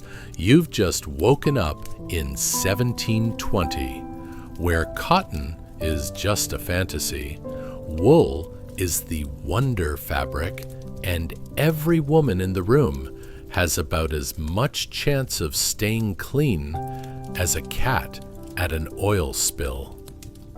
Picture yourself in the heart of a colonial home, where the air carries the delightful aroma of sheep sweat mixed with a robust hint of your neighbor's burnt supper. Welcome to a realm where everyone has a job that's both laborious and unglamorous, and your primary role is to transform unkempt fleece into garments that have roughly the same comfort level as being hugged by a cactus. You're standing beside a large wooden spinning wheel that looks almost like a relic from an ancient alien spaceship. Meanwhile, the constant humming from the wheel is reminiscent of a well-meaning but off-key choir practice. Staring down at that pedal, you might feel like you've just entered a colonial version of a Cirque du Soleil performance gone terribly wrong. As you delicately draw out raw fibers, let's admit it, they resemble the attic's long-lost cat hair collection. You can feel that satisfying resistance. Everything feels alive, but that might just be the soul of the wool bemoaning its fate. A bright memory dances through your mind. The magic of turning fluff into fabric. Except that magic involves endless hours of your life dedicated to something that looks suspiciously akin to a giant hamster wheel. The wheel spins furiously, and you hear the gentle thrum of the wooden frame as it fights back against the fibers, all while you valiantly attempt to twist them into a lovely and continuous thread. You consider if that's what they meant by threading the needle. The only needle in this situation being the metaphorical one of sanity. The goal? To create thread so strong that it could probably tie together the world's worst relationships. Now let's talk about the technique you're probably going to develop while spinning. It involves a confusing ballet of your feet, hands, and perhaps a candid moment with gravity. You might find yourself flipping through your mental Rolodex of safety hazards. Is it gauche to use my foot to maintain balance? Should I be howling with determination or trying to channel the spirit of a woolly supervisor? Your fingers dip into the fibers, feeling a mixture of softness and stubbornness. It's almost as if the wool is judging your craftsmanship, silently asking, "Do you think you're up to the task, are you?" Well, let's see how your knees hold up after 2 hours of this dance. If you happen to lose focus, which you undoubtedly will, because who wouldn't get distracted by thoughts of the ideal pancake recipe, you might find yourself in a sudden whirlpool of wool. This sewing machine of antiquity is more finicky than your modern espresso machine on a Monday morning. One misstep, and suddenly you're facing an epic battle against a tangle that could probably rival any bad hair day you've ever had. And goodness knows, while the rhythmic twisting seems meditative, one moment of inattention can lead to something akin to a woolen crime scene, leaving you with a panic-inducing disaster that would have made even Houdini shudder. As the day drags on, the sun begins to set, casting a warm glow reminiscent of Magic Hour on Instagram. Except you realize that the only filter available is a grime filter. As you finally find your groove, spinning thread with the elegance of a swan, but the grace of a toddler on roller skates, you wonder, will you have created the revolutionary outfit that changes colonial fashion forever? Or end up with a starter pack of futuristic cat toys? At the end of this perilous journey through woolly mayhem, you'll step back feeling somewhat accomplished and just a tad wool-brained. Glancing at a pile of thread that seems to mock you, your mind playfully muses, "Is this worth it?" Spoiler alert, probably not. But, as always, there's a unique kind of peace that comes from tackling tasks that people are still trying to modernize. Just remember, the original hashtag of their struggle was #wool-not-cool. So as you gently drift off into slumber, let the echoes of spinning wheels and disgruntled sheep lull you into a deep sleep, invoking a peace woven with threads of humor and a faint whiff of said sheep. Good night, you merry makers of filament and fluff. Chapter 25, Candlelight Confessions, a flickering glow in Colonial America. Hey guys, tonight we're about to delve into something darker than your morning coffee brew. The world of illumination in early colonial America. Yes, we're entering an age where lighting your home was more of a gladiatorial wrestling match with a flaming wick than a cozy evening ritual. Now, before you panic and think you've accidentally wandered into a horror movie, let's remember that this charming little era is just teeming with tales darker than an unfiltered Twitter feed. Brace yourself, because we've got more fire hazards in our pocket than a firefly convention. So go ahead, take a moment to dim those lights, flick on a fan, and snuggle into your blankets. If you're lucky, Your candle holds more wax than woe, unlike our colonial friends whose evening glow is as consistent as a squirrel trying to cross the street during rush hour. Now, let's think some critical thoughts about life in the early 1700s. Have you ever wondered how many people it takes to light a single candle? Or why people in this period seem to delight in flinging their rations at the wall in the name of decorative art?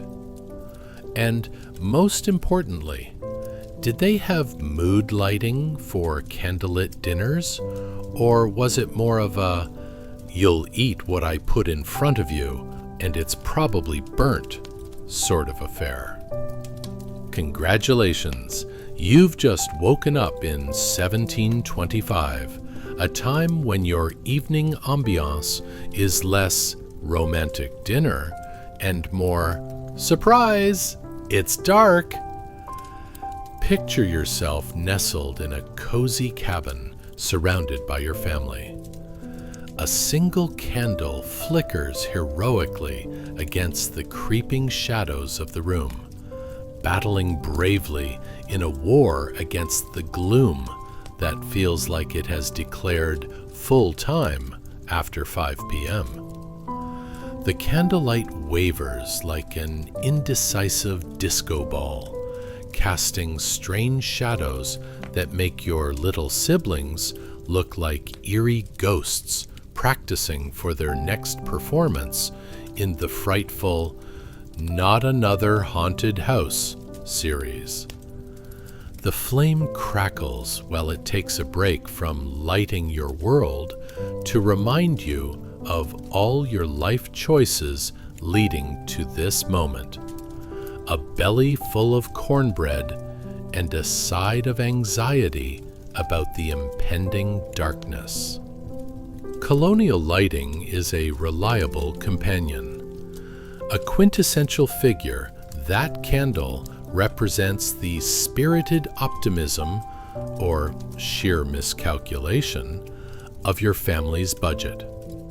In fact, that solitary candle is probably a bit too proud.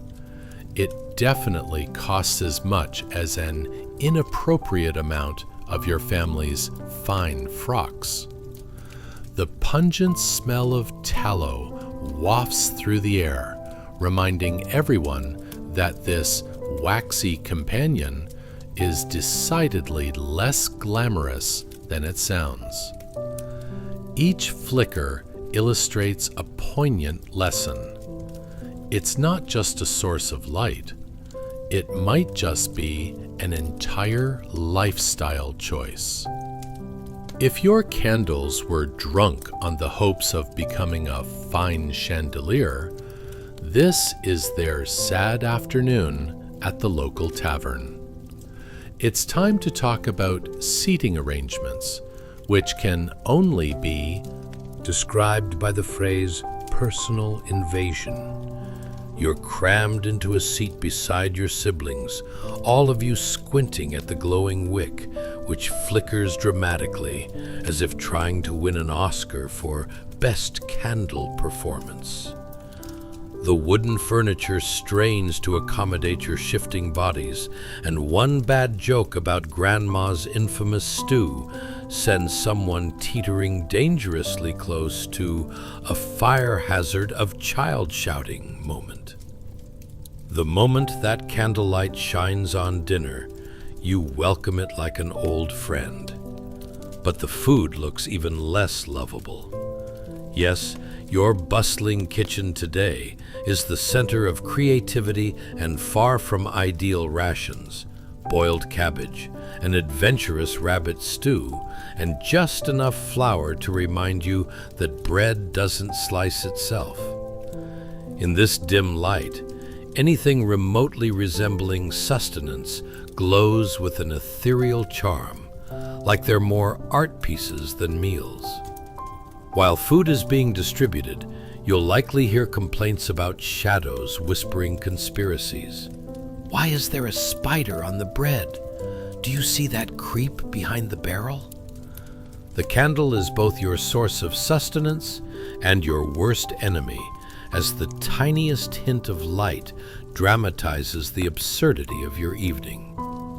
But let's not forget about the bane of your existence, the constant fight against the candle's manufacturer, namely, the incessant draft that sneaks in like a character actor hoping for attention.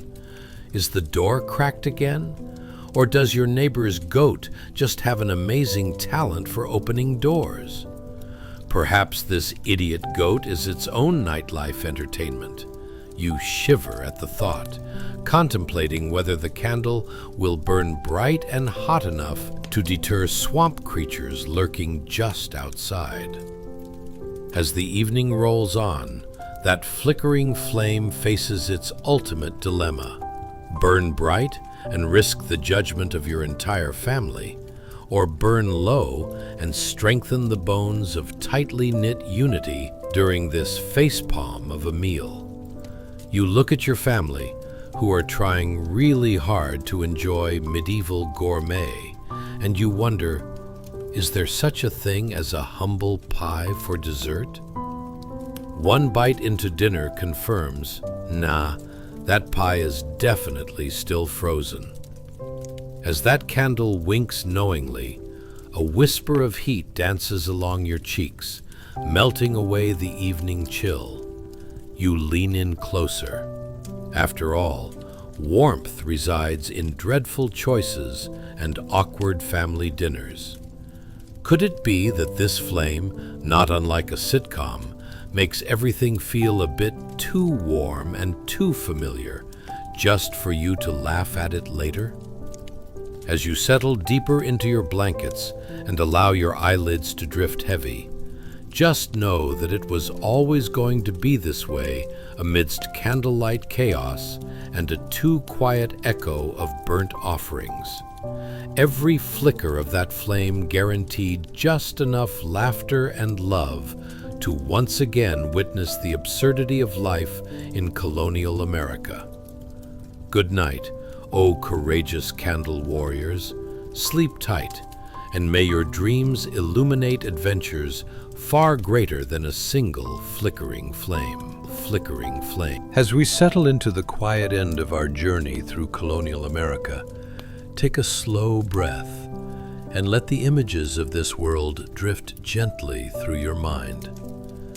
Tonight, we walked alongside people who began every morning with cold floors, smoky air, aching muscles, and porridge that tasted more like obligation than cuisine. We watched them wrestle with frozen hearths, sagging straw beds, bucket brigades, questionable stews, and clothing that scratched so fiercely it could start its own rebellion. And somehow, despite the discomfort, despite the chaos, they kept going, often laughing at the absurdity of it all. Their days were shaped by struggle, yes, but also by remarkable endurance. These were people who found warmth in community when the fire wouldn't catch, who built lives out of mud, smoke, and stubborn hope, who faced hunger, cold, sickness, and endless chores with a resilience we can still feel echoing across centuries. Their hardships were real, and so were the small joys.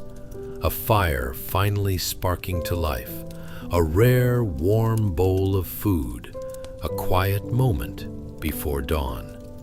It wasn't glamorous, but it was human, beautifully, hilariously, painfully human. As you lie here now, wrapped in blankets far softer than anything they ever knew, remember how fortunate we are. We wake in warm rooms. We drink clean water. We cook with the press of a button. We bathe. We rest. We choose comfort without thinking twice. Their daily struggle is a reminder to be grateful for every simple gift that surrounds you tonight. So let your breath slow. Let your muscles soften. Let the last thoughts of colonial America fade like smoke rising from an old hearth. You've traveled far enough for now. Rest gently, friend. May warmth find you easily, and may sleep come quietly to carry you into peace.